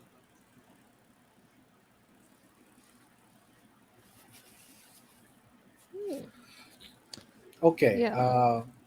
one thing I definitely use in the future is digital character sheets. Oh yeah. Like if we can use D&D Beyond for character sheets, I am perfectly okay with that. But I would prefer rolling to be that real dice Oh yeah. in person. Yeah, real dice. I miss rolling real dice at a table with a group of people. At least, ang maganda naman, the good thing about online tools like this is at least the player won't forget their character sheet, and you won't be like, what are we gonna do now? While that happens, so Oh yeah. that's fantastic.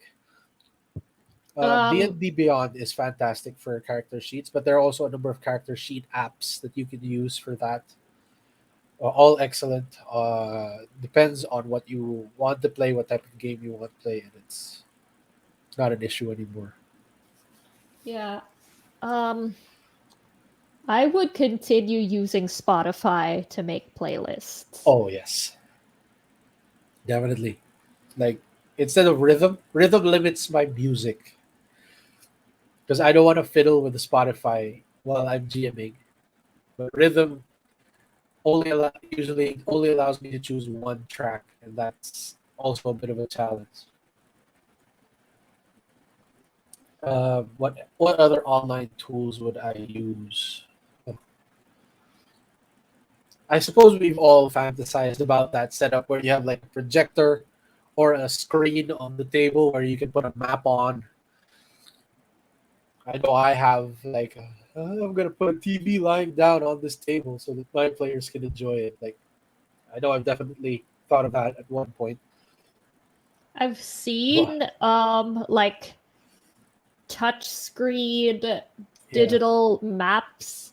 Um, I saw it at I think session 0, the convention, once before the pandemic.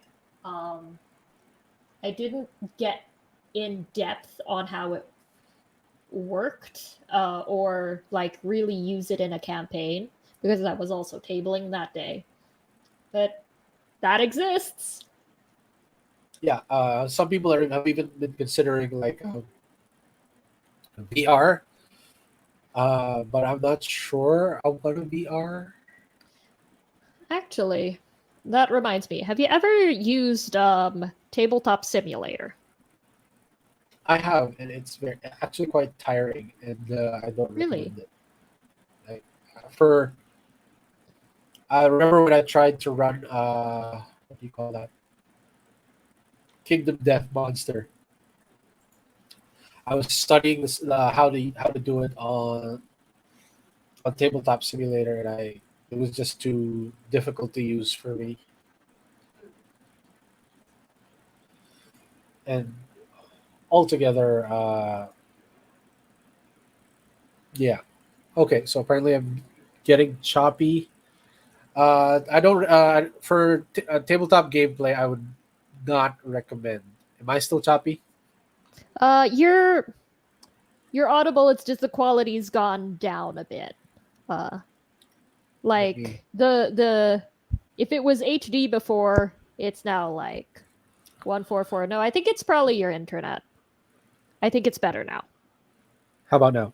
Yeah, it's better now. Okay, I restarted my interface there. Oh, Okay, so tabletop simulator. No, I wouldn't recommend it. It's too clunky for tabletop role playing games. It'll take longer. It basically oh, makes a lot of things longer. You're better off using Roll20 or even just the Discord rollers for it, interesting. um, as opposed to um, maybe I'll use Roll20 for character sheets in the future, but beyond that, nothing more. Just to have a place to have character sheets on, just Yeah, but it just depends to on the learn. system with Roll20, right? Like, It depends. because Vampire the Masquerade seem to have some pretty good Oh, sheets. the Um, sheets were excellent. Pathfinder 2 had some good sheets. Fifth Ed also. I'm sure. Second edition and I guess it was okay, but 3.5 was I found a little Yeah. to be Found it. there's to be desired. Yeah. Um I hated having to write my own macros. Like it felt like coding. Like Oh, felt it is, isn't it? I think they're working on it, right? Because yeah. in the middle Slowly of getting our campaign, it got better. Like yeah. the spell sheets changed. Maybe they're still working on automating the macros, but yeah, doing the macros manually is just I signed up to play, not to code. yeah. Oh, uh, I think one thing. What's one thing?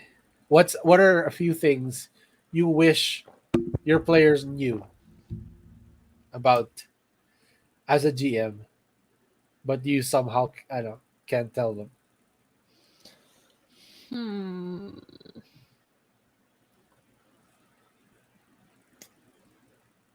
I have so much in store for your characters. Like, um, trust me, I've got things.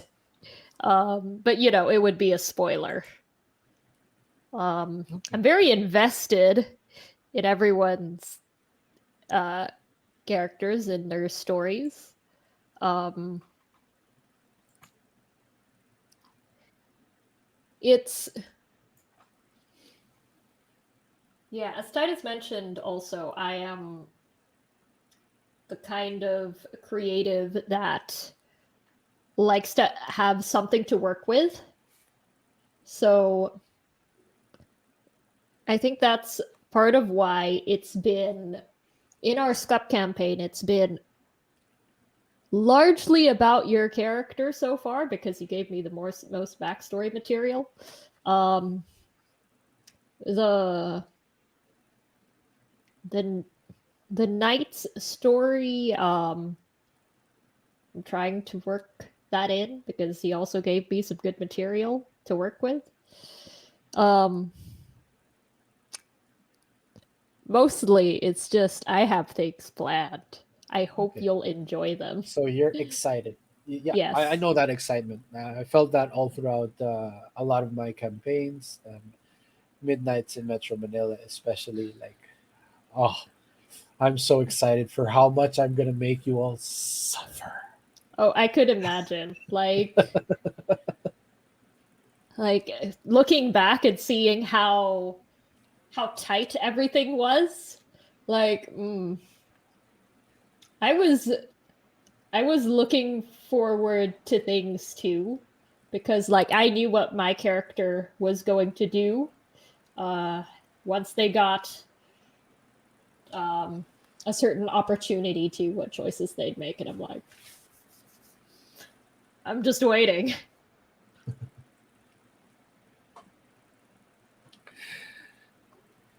Me, what I wish my players knew is that sometimes I don't want to be serious. Sometimes I want to fuck around. Oh, Oh, no, that's you my said second. it a second time. Oh no, I said it a second time. Oh no, We're no I'm gonna have longer to PG censor that. 13. Oh no. Sometimes I just want to screw around and subject them to something hilarious. Hmm. Because I'm all for that Guardians of the Galaxy goofy stuff. Yeah. Like I like the quick quips and the funny moments that he's adopted right after Thor is told that his brother just killed 80 people. Yeah. I feel like a lot of the humor in the campaigns that I've been in has been just emergent. You know, it wasn't planned. And while I Yeah, do it's scripted. sometimes write jokes, I do sometimes like as a player and as a player, I'll write jokes that I'm just waiting for my character to say. Um to have the opportunity to say, like in Starfinder, um my biohacker, Dr. Tlin, um just waiting for the map to show up and Daedra to say, okay, put yourselves in marching order. So I could say, I'm not that kind of frontliner, put me in the back.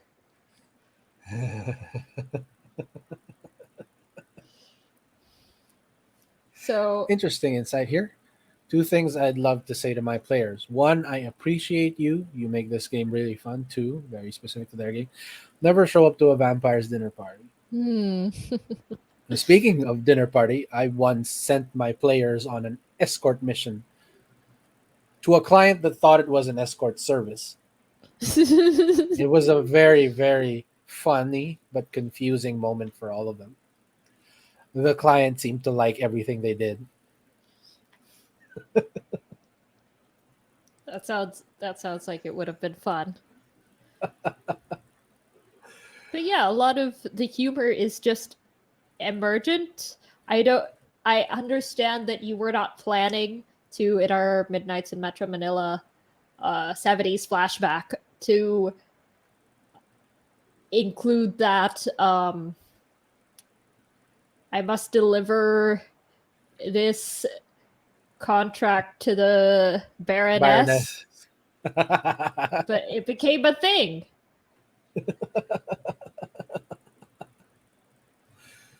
One thing I did plan in one recurring joke that I did plan in Midnights in Metro Manila was all the Twilight references. Mm. Like I even planned at certain points to directly quote Twilight Fun and times. like as if you could outrun me, or how did we get here? I used to know you so well.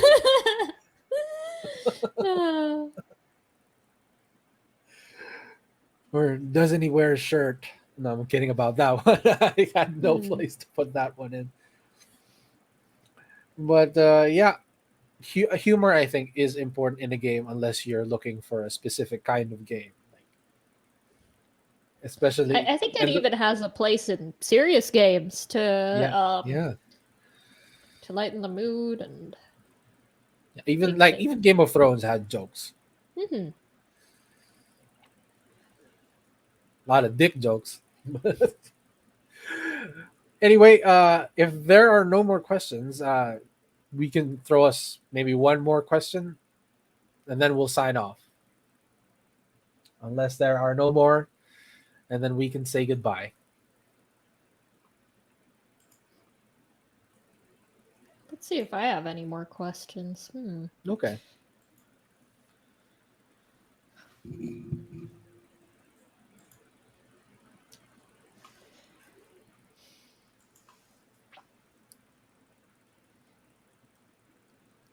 What do you wish you could do more as a GM?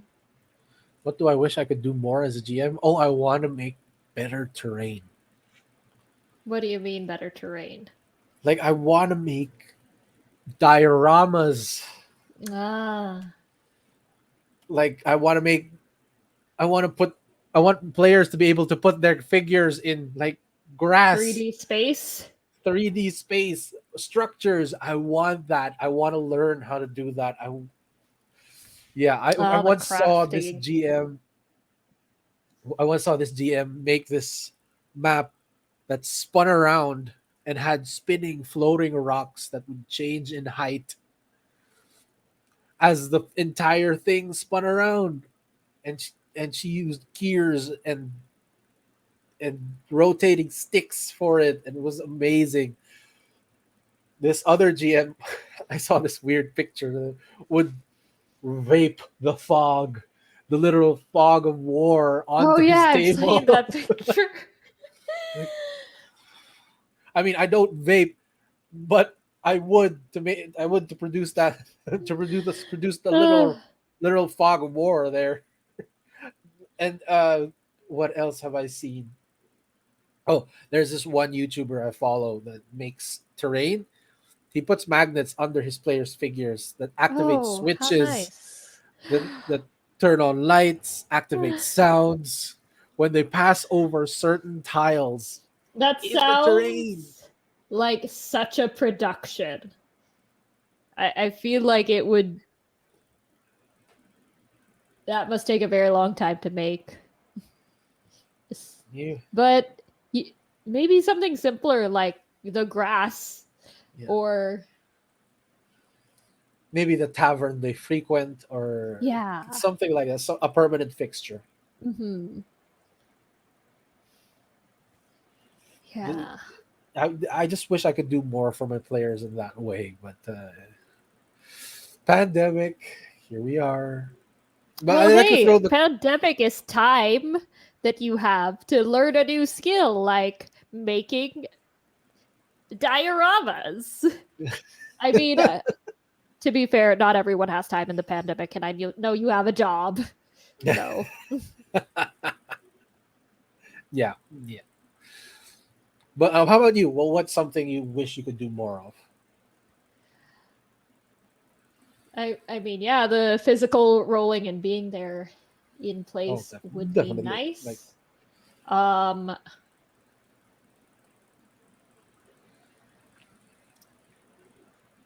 Like, I love exploring their backstories. I like doing the extra things on the side. I'm hoping to get around to just doing a simple drawing of the scup party. Not promising anything, but you know, it's these outside of the game things. Like I would like to like really draw the setting of the city because it looks good in my head. It's just getting doesn't around translate. to Yeah. no, it's like I know I have the skills. It's because I am an artist. Mm-hmm. It's The time. Time, focus, the mind games of I don't know. I still think this.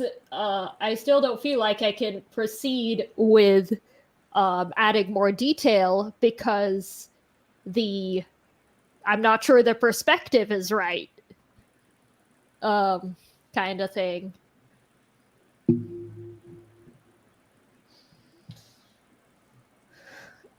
I think we got a couple more comments from the chat. Okay. I sometimes find yes, I agree. Like, a well-timed joke is not. It's not just about laughs. It's about emotion, and I've always found that humor can make a lot of moments better. And I agree. I completely agree with this. I really do. And it's It's realistic Yeah. for some people to joke in a serious time. So why wouldn't Yeah. it happen in Fictional setting. Yeah. For example, I'm always joking at inappropriate moments. Mm. Because that's one of my life philosophies. Face everything with an incontrovertible sense of humor. It's how And you get through it, you know? yeah, exactly. And I think that's enough for tonight. We can have we can have other discussions about GMing in the future, about specific systems, maybe even about what it takes to stream a game yourself. Hmm. And I'd like to thank you all for participating and for being patient throughout our technical difficulties. For some reason, I have been. Oh, Zevi says stream a game when. Well, I'll post well, we have a stream that's already uploaded and finished, so you wouldn't have to wait weekly. Just check out Midnights in Metro Manila. As for streaming a game in the future, the Dragonforge is definitely thinking about it again for other systems, perhaps. And it's something we, Yeah, it's on YouTube. yeah, it's on YouTube. Yeah, it's something that we're definitely looking into. We're just definitely looking into making all sorts of fun content for the geek community. And again, I'd like to thank everybody for participating. Thank you Yeah, for all thanks your for amazing coming comments. out. Thanks for following us to Twitch. And thank you, Dandy, for participating with me all the way from Abu Dhabi. And I'm sorry I said Dubai. No worries. Yeah, thanks for having me. It's been fun. Okay, have a good night, everyone. Thank you Have a very good much. night.